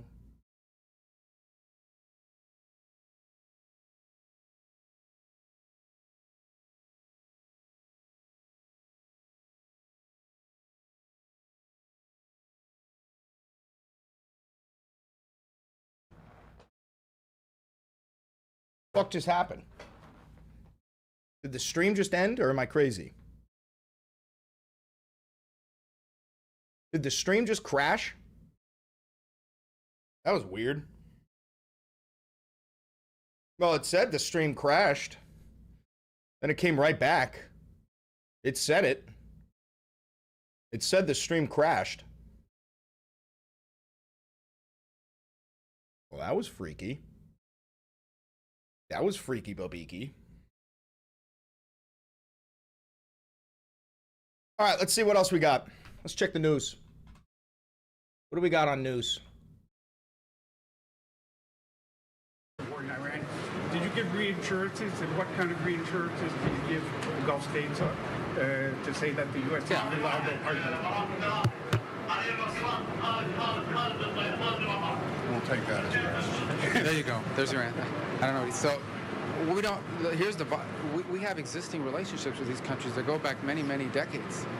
We have troop presence in these countries. We have assets in these countries. The security insurances lie in the fact that these. We don't even have to talk about that because they know it's true. They know we've been there with them and they've been there with us. We have people there. We have people on the ground. Constantly working with them. We have air defenses embedded with them. We have aircraft in these countries. So I think that I didn't sense any doubts about our security assurances because they're real. They're not promises. They're actual. They exist. What about the conventional capabilities that Iran is going to be able to retain? Did you make any assurances about a cap on missile or drone capabilities that Iran will have? We're going to be completely aligned with our partners in the Gulf. That's why we're meeting with all of them tomorrow. That's why I've taken these trips now. And it's the reason why I'm here. Apart from thanking them for the incredible support they gave us throughout this process, we want them to know and we want to reiterate and begin to talk to them and engage them on conversations about every decision that's made with regards to this negotiation. I want to make another Instagram video. Hold on. I want to make another one.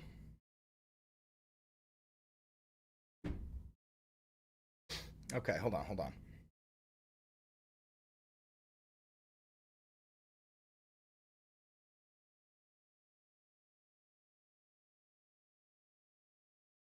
These goddamn Marxist, Leninist, Socialist, Communist, Islamist bastards, they keep on wanting to pass Sharia law. Sharia law, shit like universal health care and affordable and dignified housing for all. And they want to abolish ICE. And I can't do this. I can't do this. Oh my God, I feel like I have fucking lice now. How do you do this? How do you live like this? How do you exist like that, bro? You are, oh my God, it's disgusting.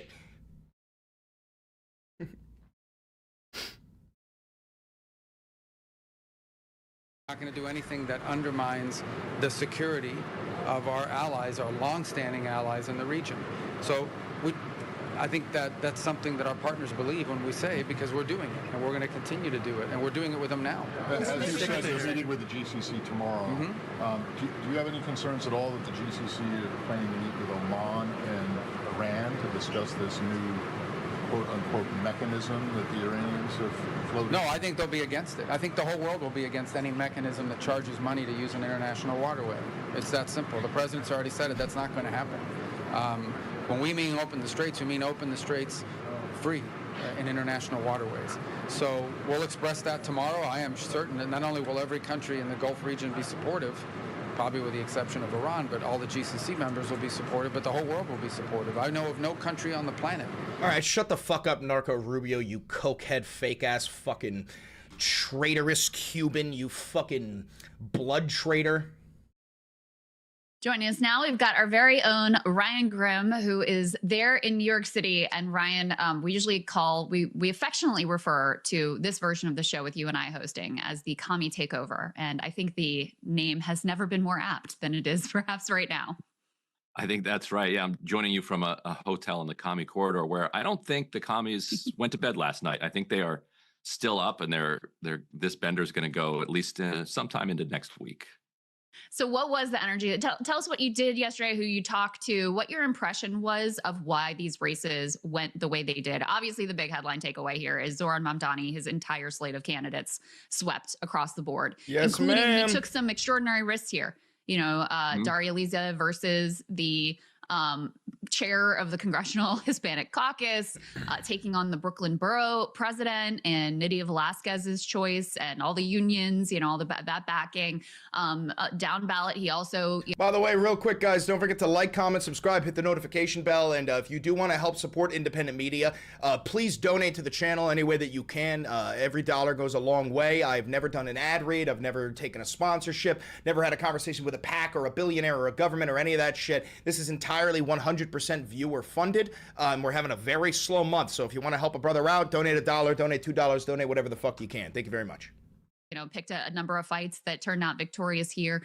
Is that your sense? Is that Zoran really made the difference here, or were there other dynamics playing out that you would point to? Yes. So I spent most of the day in Harlem yesterday because I figured if it was going to be a huge sweep, then it was going to be Daria Liza that kind of put the third of them over the top. And talking to canvassers out there, what they told me, actually, one of them said that on the door, the voter learned about Daria Liza from Breaking Points. That was kind of interesting. Oh, nice. But other than that, what they were saying is that when the race was sleepy, she was competitive, and they thought that she had a real chance. But then after he endorsed,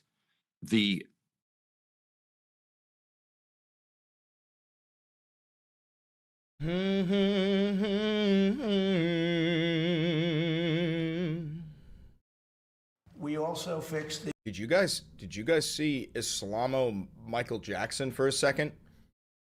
Don't tell me I'm crazy. Did you guys see a glimpse of Islamic Michael Jackson for a hot sec? I saw that. Okay. The reflecting pool. In fact, if you go over there right now, it looks very good. It's up. Somebody said fertilizer in the water. If you put fertilizer in the water, you get algae. But somebody said they might have put fertilizer. They did something to create the algae, but that doesn't matter because that's been purified. It's dead. Laying at the bottom, they're taking it out. They vacuum it out. They vacuum it very carefully out. And it'll be back to health pretty soon. So far, at least 5 people have been arrested for vandalism, and at least 5 others have been issued citations. The president also claimed that a 350-foot gash was caused by a knife-wielding vandal. I cannot believe you said that sentence with a straight face. Did not make that up. I mean, I didn't make it up. He might have made it up, but I didn't make up the fact that he said it. But it's ridiculous and absurd, and there is zero evidence for it. I mean, there is an actual logical scientific reason why painting the pool blue has resulted in this growth of algae. And it is ridiculous that in America, nobody's gone to jail because of being in the Epstein files or being, having associations with Epstein. 1,500 people who actually did vandalize the Capitol got summarily pardoned. But people who were... Yeah, they should have been summarily something else. Riding around and just, looking at the stuff floating around in this pool are now arrested and being prosecuted by this government. They're literally sicking the U.S. attorney so on people who are picking up the pieces of chipped paint in the reflecting pool. Two things can be true. Yo, by the way, it is now against the law to even dip your hand in the reflecting pool, which you paid for. That's your pool. Your tax dollars went into creating it. It is now illegal to dip your hand into the fucking Lincoln Memorial reflecting pool. Once. I'm guessing that there are some people who foolishly decided to pick it out because they saw it floating, thinking they weren't doing any damage. They should not be hit with any vandalism What's charge. wrong with that? There's actually nothing wrong. Well, because anyone who's tried to peel off something like wallpaper, you try to peel off just a little bit and then the rest of it comes out. It does more damage. Oh, God. But this idea that What a little cuck boy. So you're arguing though. I've never been You aware. think people are jumping in the pool, wading in there and picking the thing off the floor? I think in most cases, there's it's probably cameras someone, there. I'm saying in most cases, I think it's someone who thinks they're doing the right thing because it's floating and they're trying to clear it. I think those people obviously should not be hit with vandalism charges. I also think it's likely that people are trying to do something intentionally, unless we're supposed to. Dude, literally cradling Trump's fucking cock. Also, look at this cretin. Look at this thing. Really take a second and look at this thing. Why are all Republicans actually chopped? Why are all Republicans so fuck ugly and so fucking hideous? Literally, I've never seen an attractive Republican. They don't fucking exist. You think somebody cut a 300-foot gash? I think across it's likely. Anna, I think it's I'm likely so glad they're laughing in his fucking face. that someone might have committed vandalism, given we just covered a story of 8647 on the lawn. Was that vandalism? You said but was that hold on vandalism? a second. You said Look at how he's coping. He's trying to so hard. No, with that vandalism. likely. That someone might commit a No. crime? What Yeah, makes you a vandalism? What you said likely. Yeah. What makes you say that it was likely? Because we've seen nonstop vandalism against this president and against be? Republicans for a very long time. Vandalism exists. It exists on both sides. We just saw what was just cut into the lawn. What was just cut into the lawn? You're not going to try I'm to giving get you out an of it. example. You're not going to get out of Literally that within the question. last few days, we You had said stories about nonstop vandalism against Republicans. I would love to know the answer to the question. You don't see graffiti. So your one graffiti is the Yes, there's only folks. There's been one instance of graffiti. That's it. So you're not going to lie, but you don't answer that question because it's not true. Dude, he's coping so hard, he just had to look directly into the camera and try and talk to the viewers. Be like, yeah. No, listen, yeah. You know, right? You know. Like, what the fuck? The amount of lying at this table. Vandalize to this extent a pool that, according to, if let's just take Trump's favorite analogy, is the size of a skyscraper. What exactly would it take to make that happen? Well, what would it take to carve 86 into Oh my God, the... immediately moving the goalposts. We're not talking about the fucking lawn, bitch boy. We're talking about the fucking pool. That's not the question she asked but it's the same thing. That was a answer the question You she can't get asked the you. truth out of this one for now. Well, I'm sorry, I've never committed vandalism against a reflection pool, so I don't know You're what goes committing into it. vandalism against Trump right now when you're saying nonstop vandalism against Republicans. Can I posit a Do scenario, you not see that it's possible Jason, that can I posit a little scenario? Please. A couple days ago, the federal employees took gallons of, hydrogen peroxide and poured it in there into the pool. Yeah, they started that in did it- 2021 And they under did Biden. it for days. It wasn't painted in 2020. It was under under 2021. Are you making any sense tonight? The president painted the pool. Then they poured gallons and gallons and gallons of a substance into the pool. I mean, if you saw anybody pouring gallons of a substance into the pool, you might think it was vandalism. But these guys were federal employees, so I don't know. I mean, what is more probable? Listen, I don't know. Listen, Sorry, all I it's know true. about this story is that, okay, the paint is peeling. Apparently, Obama, under his administration, it was falling into disrepair. This seems to be a really bad, the execution of cleaning this pool seems to be very difficult to maintain. That cannot be all you know about this story. You came on TV to talk about it. I'm telling you that, That's the worst research I've ever seen in my life, if that's all you know about this story. I'm just explaining the fact that the pool, and how many issues that have happened to this pool. The fact that there was a parasite and ducks were in danger, so they had to drain the pool. Caroline, and then we all had the to dump problems money started on the Who's this dumb cunt? Does anyone know this dumb cunt's name? under Trump. all the Oh, but I'll tell you what, though. You gotta The paint showed up on the truck. The paint showed up on the truck. But the only guy who gave a no-bid contract with no process For to his millions pool of guy dollars of our Biden millions did of our that for tax hundreds of dollars. millions of dollars Well, over the was course the- of was a several years. All right, beautification project. It just is hard to implement. We do have to leave it there. Oh, it's a well-intended beautification project. See that right there? That's the newly renovated reflecting pool. And yes, it is green. Jesus Christ. Jesus Christ. Not American blue, I guess is what it was supposed to be.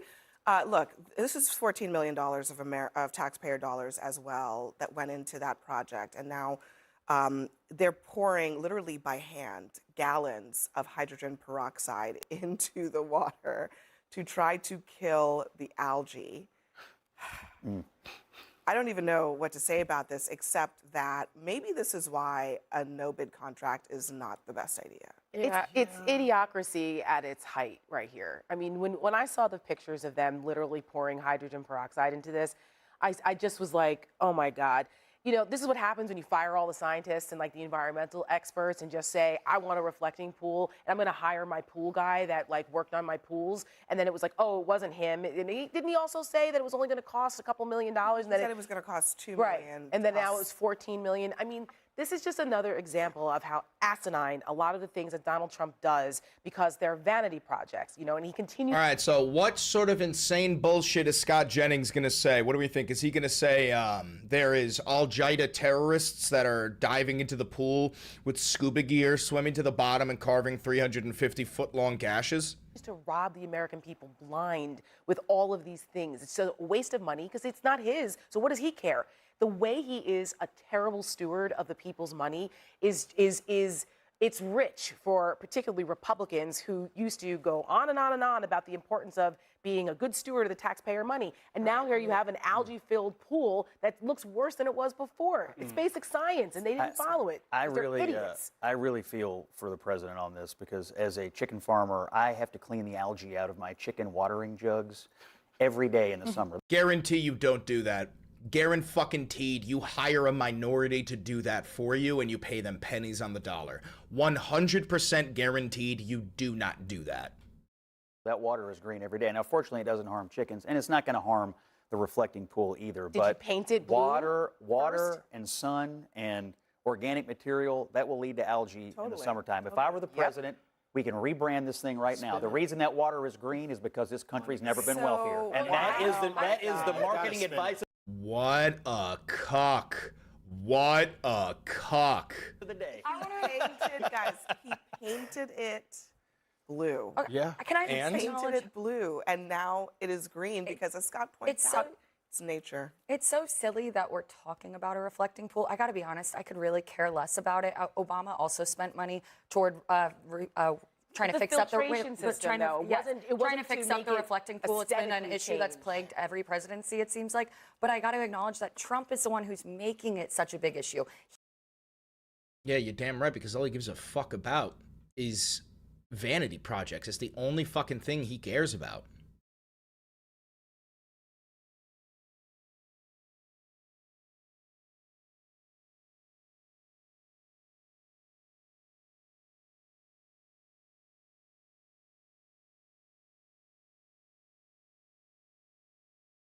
Check Trump Truth real quick. I want to see if he's got anything. This is the hard rubber surface, no paint before the vandals cut and pulled it apart. Dude, he is so obsessed with it. It's so fucking funny. Oh my God.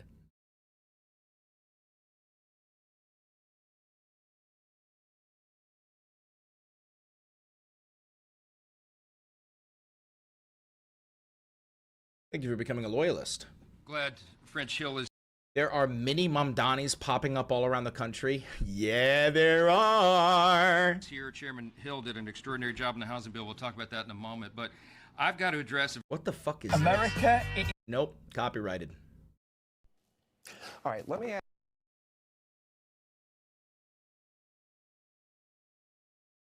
Dude, they are fucking losing their minds. You're getting a tattoo right now and watching me? That's pretty sick. Thanks for becoming a loyalist, Marcos. Thanks for becoming a loyalist for 5 months, Delapace. Dude, Republicans are insane. They're insane. Richie Torres. Richie Torres, I know you won tonight. I didn't even look at your race. I don't want to be in the same party as these people, to be honest. Hold on.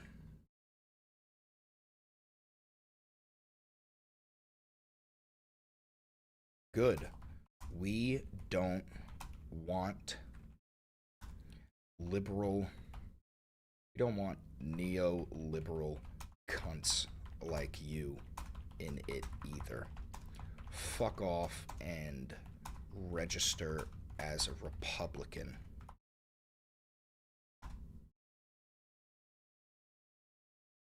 There we go.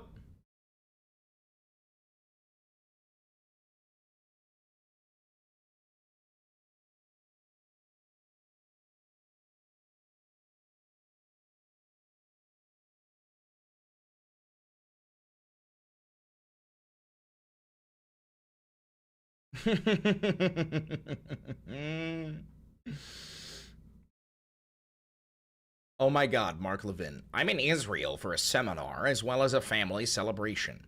The people here have an undefeatable determination to survive. That is their nearly 4,000-year-long history. They literally were not there. They were never there. Jesus Christ.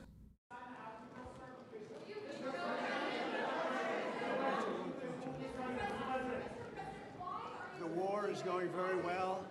As you know, we're winning by a lot. Iran is making very big concessions. I thought the war was over.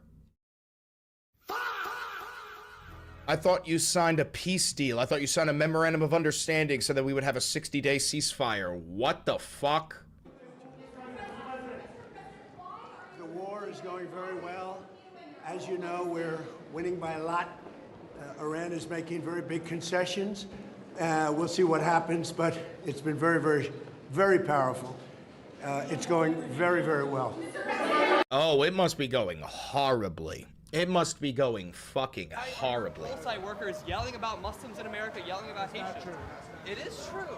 This is the type of thing you create. Yo, this kid might have won the election for Daria Lisa. This kid in the last second was harassing the fuck out of Espaillat for being pro-genocide and pro-murder while he was canvassing. Why are your Pulsai workers yelling about Muslims in America, yelling about Haitians? It is true. This is the type of thing you create. Do you realize how harmful that is for Uptown? This is what you do. And it feels very inappropriate to me to create more division, Congressman. Go to your candidate and campaign. Let the voters speak. The voters should not have to deal with racism while they're trying to vote. The voters shouldn't be berated for their identity. See, this is what you do. You storm into the office. Oh, you do all of that. You're on the street. You're being held accountable, Congressman. Do you have anything to say about all of the money that you've taken? Better start looking for retirement plans, you old, disgusting piece of shit, Zionist, fascist fuck. Are you okay with the fact that you've taken money from donors who support genocide, Congressman? Like $600,000 in spending on your behalf. He doesn't even know what to do. Go to your candidate, go to your candidate, go to your candidate. And your supporters are such cowards. Your supporters were such cowards that they had to use a pass-through because they're unwilling to use money of UDP's name. Everybody knows what it is. You guys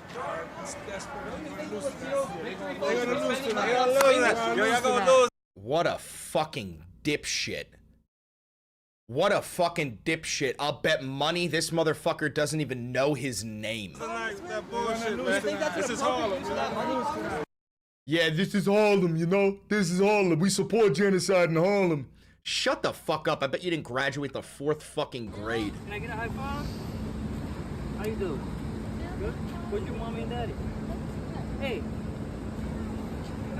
How's it going, miss?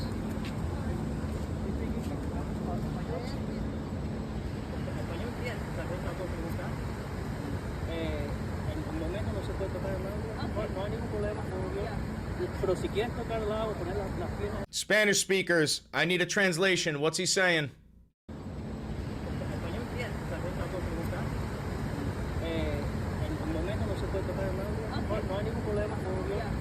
Pero si quieres tocar el agua, poner las piernas en el agua, acá mismo se puede sentar uno ahí tranquilo. Spanish speakers, what did he say? What did he say? I'm assuming he said something about, like, you can't put your hand in the water. I'm assuming he said that. Something along those lines.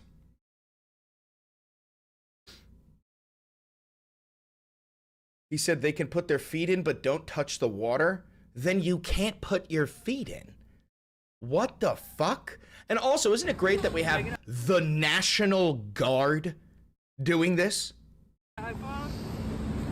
How you doing? Good? Where's your mommy and daddy? Jesus Christ. What a fucking joke. That's so loud. Got Satan Yahoo from 8 hours ago. I will not surrender. I don't speak parcel tongue, but I'm assuming he's calling for genocide over and over again. America, you can't do that. It's ridiculous what's going on over here. That's how it started in Nazi Germany. Coffee shop should learn a lesson. I think they should apologize to the Jewish community, and I think they should have a day of welcoming every Jew in here and serve them coffee for free.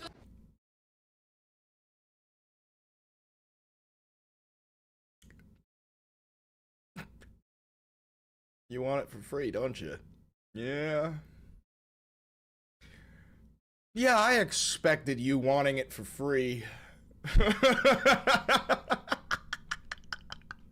Community, and I think they should have a day of welcoming every Jew in here and serve them coffee for free. Yeah. I gotta bite my tongue. I gotta bite my fucking tongue. Do you still sell coffee to Zionists, to Jewish, to pro-Israel? Everyone. You do? Really? Oh, look at them. So they learned the lesson because they refused to sell it to Dan Goldman. What, yesterday? Kick that motherfucker out right now. The day before? On Sunday. Yeah, and now there's a Department of Justice investigation against this store because they refused to do that. Dude, Zionists are literally rabid fucking dogs. Rabid fucking dogs, bro. Jesus Christ. We are about... No way. The chief of staff to former Eric Adams. I thought Eric Adams got arrested. Glad French Hill is here. Chairman Hill did an...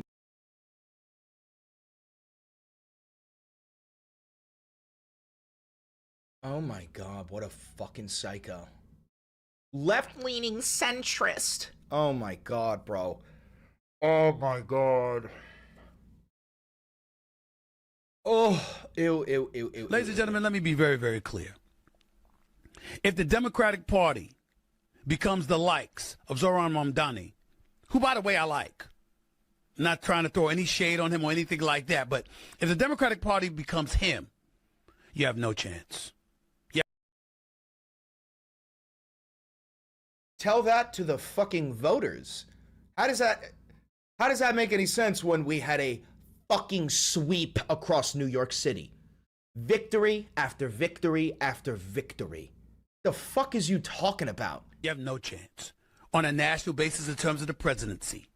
In Senate, seats in the House, you have no chance. You have no chance. I want to be very, very clear about that. You might have a Democratic Socialist sprinkled here and there, but that ain't what America is. Shut up and watch them dribble. That's all I've got to say. Shut up and watch them dribble, bro. That's all you're fucking good for. You're not a political pundit, dude. You're a fucking sportscaster. Shut the fuck up and watch them dribble. Jesus Christ. You're next. You're next. You're next. You're next. You're next.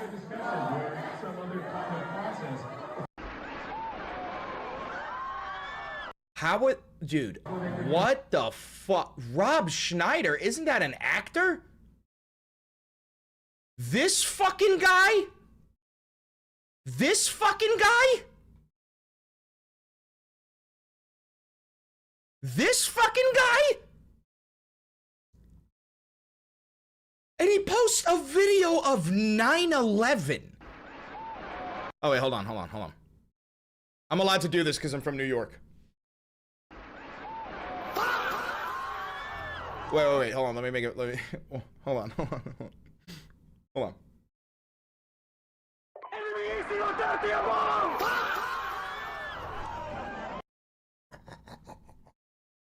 It's terrible. But I have the Yankees logo tattooed on my arm, therefore I'm allowed to make jokes about 9/11. I'm allowed to make jokes about 9/11. I was alive, I was a New Yorker, and I have the Yankees logo tattooed on my arm. I am allowed to make 9/11 jokes. God damn it. God damn it. Oh, great day. What a day. What a great day. I'm gonna get banned. Thousands died. Yeah, no, it was sad. The innocent civilians did not deserve to die, but America, the nation, deserved 9/11. That's the imperial boomerang making its way home. You do know that we committed a 9/11 every single day in Iraq and Afghanistan, right? We killed thousands of people every single day. Real quick to the chatter, IRBHTV. Do you know how many people died in Iraq? Do you know how many people died in Iraq? Do you know how many? Do you have the slightest clue? You know how many people we killed?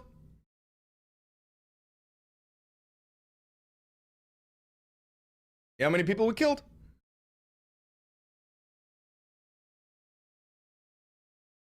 Any clue? Any clue at all? Goonzery is correct. You have the slightest clue, brother? Because the answer is 1.6 million. 1.6 million fucking people, dude. Insane. I'm on your side. No, that's fine. But I'm just saying, like, I think American exceptionalism is when people point out, like, thousands of people died on 9/11, which is why we had to kill millions of Iraqis. The fuck? The fuck? We fucking mass murdered them. We mass murdered them, bro.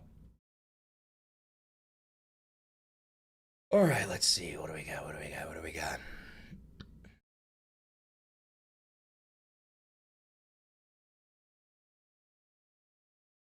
Ooh, Trump's new approval ratings. They disapproved of him a month ago. They disapproved of him 2 months Again, friendly reminder, this is real independent media. If you want to help support this channel and help me out financially to pay the bills, keep food in my belly, and keep the lights on, don't forget to click that thanks button down below and tip me directly, or you can buy some merch, or you can click the join button to become a member, or you can become a patron on Patreon by donating $5, $10, $1 million, whatever you want to donate. Thank you very much for all of the love and support. Thank you for 151,000 subscribers, but please don't forget, donate to the channel. Ago, and they still disapprove of him. Holy Toledo! I mean, the polling is quite steady despite. Ooh, let's see. This is interesting. Hold on. We want to see if we can.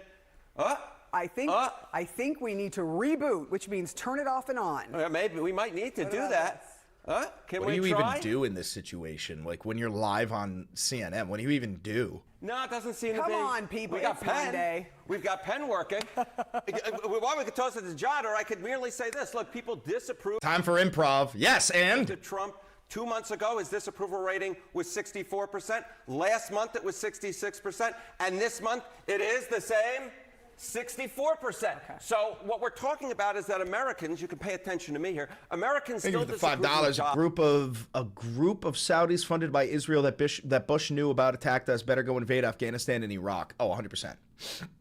I lost family in the attack, so it's just personal. Well, yeah, I mean, you should probably be mad at George W. Bush and Israel for killing your mother. Because if you think that Al-Qaeda was the only people responsible for 9/11, you are so very sorely mistaken. What happened was Mossad and the CIA decided that your mother was a worthy sacrifice in order to harvest oil in the Middle East. That's what happened. Your government and the Israeli government killed your mother so that a couple of multimillionaires and billionaire corporations could profit off of the harvesting of Middle East oil. That's literally what happened. It's terrible, but that's what happened. That Donald Trump is doing on Iran, and 75% becoming a loyalist. Thank of you for the $5. independents disapprove of the job that Donald Trump is doing on Iran. So regardless of any deal that was made, the American people still disapprove of the job that Donald Trump is doing on Iran, despite whatever he's doing. If you ever wondered if Harry didn't have all these thanks numbers for just $7.50 on bouncing around in Patreon, his head, Jalen. now you know. He doesn't even need the Jalen board. Brunson! He just needs a chalkboard, and it's all good. And that is why we... Look at this! It works! go. We did it, and I got the numbers right. You did. Disapprove of Trump on Iran. In April, it was 64%. Now, in May, it was 66%, and now it is 64%. And the 75% of independents disapprove of Trump on Iran. The bottom line is this. No matter what deal has been made, the clear majority, 2/3 of Americans, still disapprove of the job that Donald Trump is doing when it comes to that conflict. Let me ask you one more question.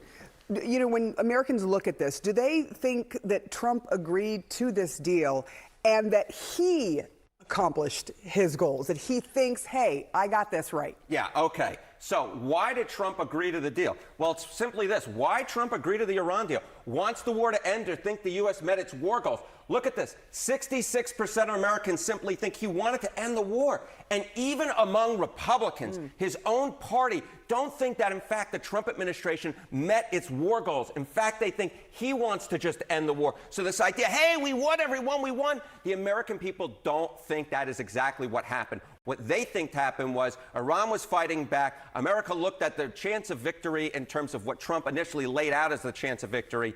They did not think that that was possibly going to be accomplished. We're talking about 2/3 of Americans, and even a majority of Republicans did.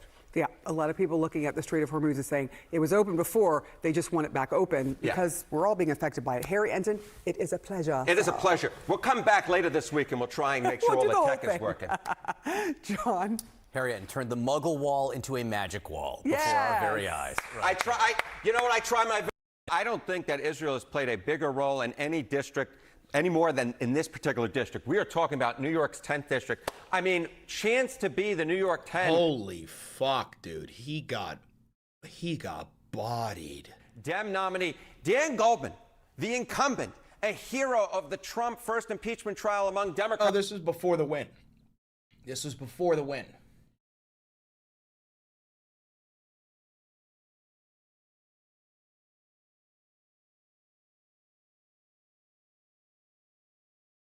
So, that Jubilee video for Dean Withers, I could cover it, but it immediately demonetizes the video because Jubilee is a cancer on our society and it should be completely fucking removed. It should not exist. But Jubilee refuses to allow anybody to cover their footage and make money off of it. So anybody you've seen covering the Jubilee footage, that video was immediately demonetized. It's fucking insane. It's fucking insane.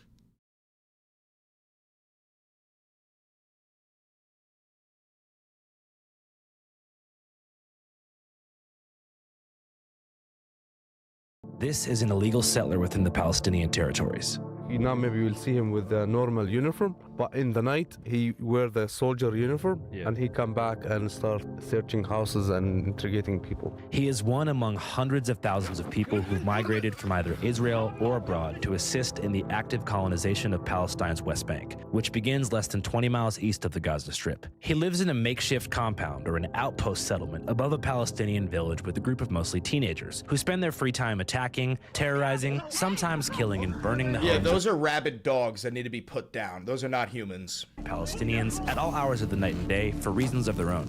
I don't give a shit. So a settler is a person who decided to move to Palestine from the United States or any other part of the world because they are privileged that they have a Jewish roots in their families. Isn't it technically in violation of the 1967 agreement for these settlements to exist? Yes, exactly. And today when you hear in the news about what they call it the two-state solution, it's just a bullshit. We must chart a course for a two-state solution. There can be a better future. France is pushing a three-pronged plan to make statehood a reality. يعني قد ما حكينا وبنطلب في هالعالم انها يعني تساعدنا، ما حدا مساعدنا على انه بس يردعوا عنا. اليوم الصبحيات دعسوا من الدواجن بطة، وقبل فترة دعسوا كلاب وغنم، وكانوا يجيبوا لنا فطايس من عندهم يفطسن ويرموا لنا اياها باب الدور. Jesus fucking Christ. Ugh. Palestinian communities.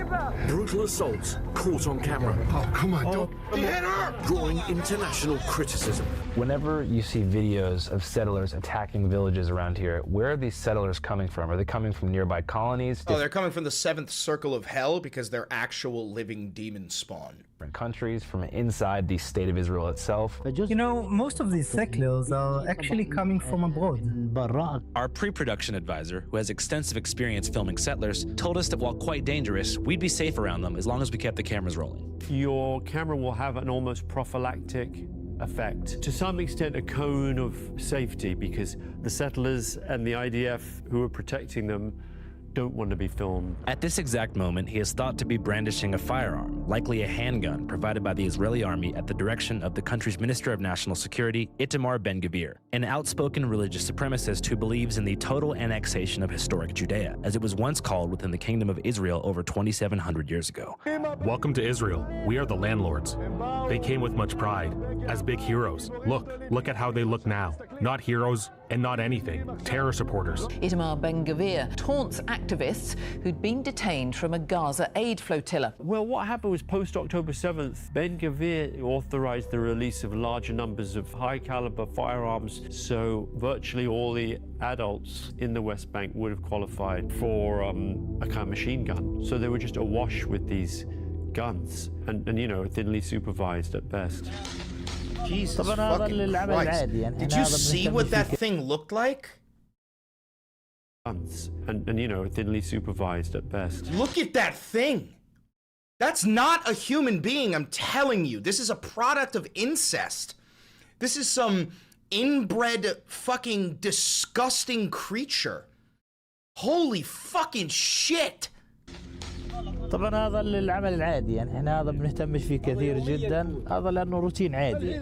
The villagers say they're doing their best to ignore the kid because taking the bait in any way could be a fatal mistake. The settler, they say, is on an intimidation run, hoping to provoke a reaction of some kind, after which he'll call on the army and have people arrested.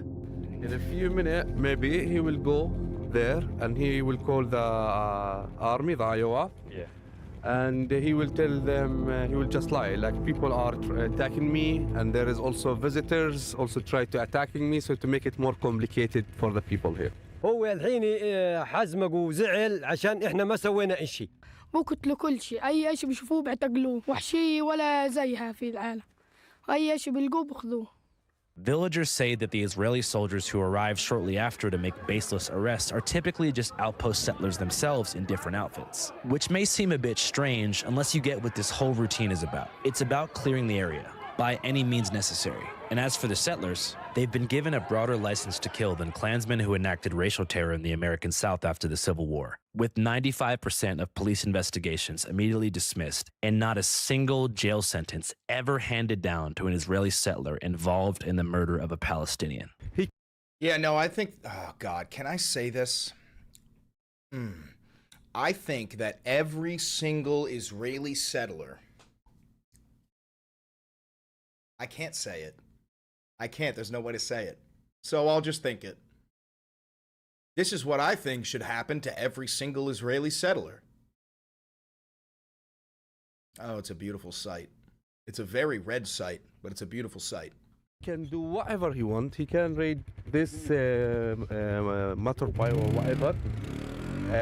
He can have sheep. He can build wherever he wants. He can do whatever he wants. And all of this, and I mean all of this, is funded by U.S. tax dollars. I think it's allowed us to do enormous things. That really is a great honor. But on a brighter note, welcome to I'll tell you right now, Andrew Callahan is going to get his, the Israeli Zionists are going to go so fucking hard on him because of this video. They're going to go so fucking hard on him because of this. I bet you Netanyahu will actually address him personally, like bring up his name personally in a tweet and accuse him of blood libel. Palestine series. You're watching Channel 5.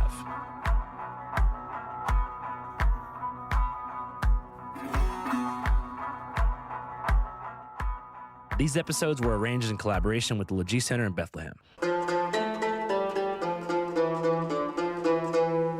Us is Lajee Center. Lajee is Arabic word, is mean refugee. We run different programs, projects here. The circus school, which is at the moment there is a training for the circus school. Also here we have also boxing classes, training, it happened here. The boxing gym, called Aklai, is ran by both Palestinian and Irish volunteers. Akli is Of course, the held Irish. by a friend from Ireland, Allah, which is he's supposed to be with us, but he was banned for 5 years. In the last time he tried to enter Palestine. So Anla from Ireland, just mentioned, is the biological brother of Kneecap frontman Magali Bop and was our initial hired Of course fixer he for is. Of course he's Kneecap's biological brother. this journey. Just out for a bit of a walk on the nature walk, just across the road from Ackley. But crossing over into Palestine from Jordan was no easy task, and one that took over 8 hours despite covering less than 2 miles of distance. Through a grueling customs process that involves 3 checkpoints, 2 buses, 3 bag checks, and a final individual interrogation by a border agent from Israel, where you're essentially given a vibe check, asked a couple questions, and if they don't like your answers, you're banned from both Palestine and Israel for 5 years. During my interrogation, I told him that I was headed to party in Tel Aviv because of the repressive atmosphere of anti-Semitism in the U.S. dating market. He bought the story and let me in. But Anla from Ireland decided to keep it real and not lie. He was slapped with a 5-year ban and sent back to Belfast, leaving us in the trusted hands of our driver and tour guide, Musa, who was born and raised in Palestine's Aida refugee camp. Hello, welcome to Aida refugee camp. Today is about 5,000 people live in this camp. Half of this number are young people and children. Aida refugee camp is the same story of all the Palestinian refugees camp. Was established in 1950 after the catastrophe in 1948. Aida was initially established by the United Nations shortly after the Nakba, or the catastrophe of 1948, which the Israelis called the War of Independence. The Jewish state will include the ports of Haifa and Tel Aviv. It began when 5 Arab nations launched attacks on Jewish cities and settlements within Palestine, most of which had been under colonial British rule through the Balfour Declaration, until it expired on the midnight of May 14th, 1948. Britain's civic administration is expected to withdraw by May. The State of Israel, or the Jewish state, was declared the very next morning, along the lines of a partition plan approved by the UN a year prior. Saddest day in world fucking history. The most dangerous day in world history. Oh my God, what a horrible fucking nightmare that we ever let a country such as Israel exist in the fucking first place. By 33 votes to 13. This sparked outrage within the Arab world, jump-starting an inevitable conflict and causing Jordan, Iraq, Lebanon, Syria, and their Palestinian counterparts to invade, but they were not successful. Israel ultimately won the war, and as a means of collective punishment, they created the Nakba, the catastrophe, forcing 750,000 Palestinians from their homes and onto places like the West Bank and Gaza Strip. Here, 27 names of the villages, which is the families who live in Aida camp, they came originally from. For lots of families, they're still keeping the key, and even though they knows all their houses destroyed in 1948, but it still gives them a hope that one day they will back again to their homes. Do you know which village in particular on the occupation side your family first came from? Yeah. Beit Jibrin. Beit Jibrin was just one of around 400 villages depopulated during the Nakba. Today, it is a totally renamed kibbutz. Welcome to Beit Jibrin, which is the Israeli version of a socialist commune. Yeah, built on the bones of all of the dead fucking babies. Inaccessible to any Palestinian. I always heard about it from my grandparents in my childhood. They used to tell us lots of stories about how was life, how many lands they owned there. That's a graffiti tell the history of the Palestinians, how they were living before 1948, before the catastrophe, as a farmers. And then when the catastrophe happened, they moved them to the refugees camp and they built the apartheid wall surrounding the camp. The massive wall surrounding the camp was built in 2004 in the midst of a bloody conflict called the Second Intifada. The conflict took upwards of 5,000 lives. The Israelis say the Palestinians started it by targeting police and protests that turned violent, whereas the Palestinians generally place blame on the collapse of peace talks at the Camp David summit in 2000, as well as a provocative visit by Israeli politician Ariel Sharon to the Al-Aqsa Mosque in Jerusalem, the third holiest site in Islam, which happens to also be built on a plot of land called the Temple Mount, which is the #1 holiest site in the Jewish faith. Total nightmare. After they finished the wall, they built more than 7 military watchtowers. In this road here, we have lost 3 children from these watchtowers. Muhammad, he was in his home here in this building, 10th of November 23. He was killed from the watchtower front. They sniped the kid in his own fucking home. Of us by a sniper. Jesus fucking Christ. Shot him a live bullet in his chest. He did nothing. He was bleeding for 10 minutes. Then the father decided to take him inside the car and take him to the hospital. When he drove down, another group of soldiers stopped the car. They took the body outside of the car and they arrested the father. They didn't give any first aid even to his child. After that, they took him to the military base. The Israeli commander called his father and he told him, come pick your son. And he doesn't know what's his situation. When they give him his son, even they didn't come with the ambulance, they came with a normal truck, and he was in a plastic bag, and they throw him in the ground, and the soldier left. Oh. Yeah, and you wonder why Hamas exists. You expect that man to just move on? You expect that man to just go on with his day after that? Oh, he's got a fucking nuke Tel Aviv, man. I'm telling you.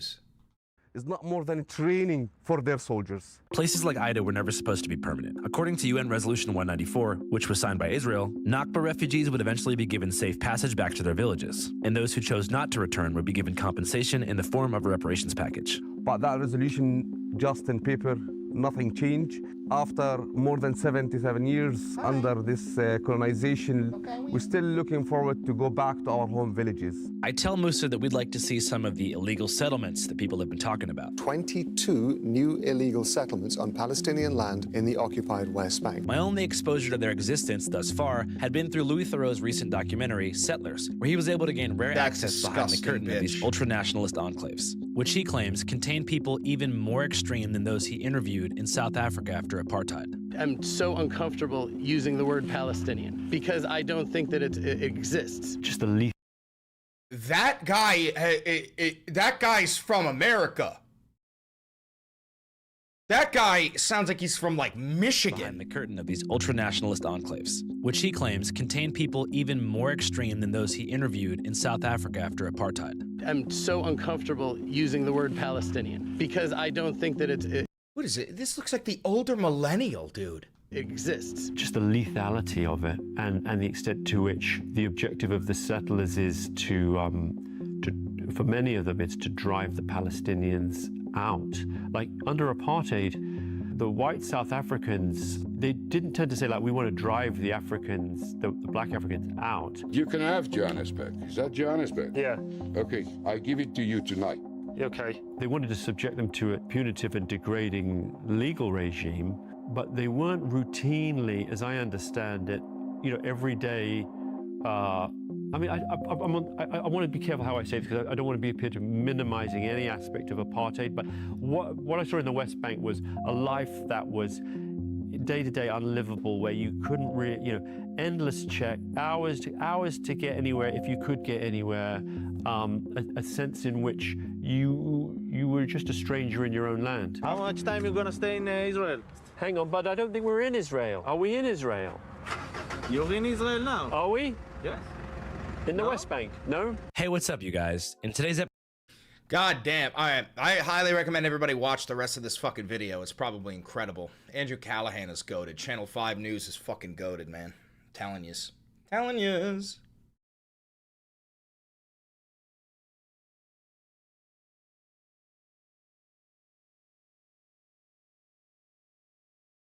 We love Channel 5, folks. We love Channel 5.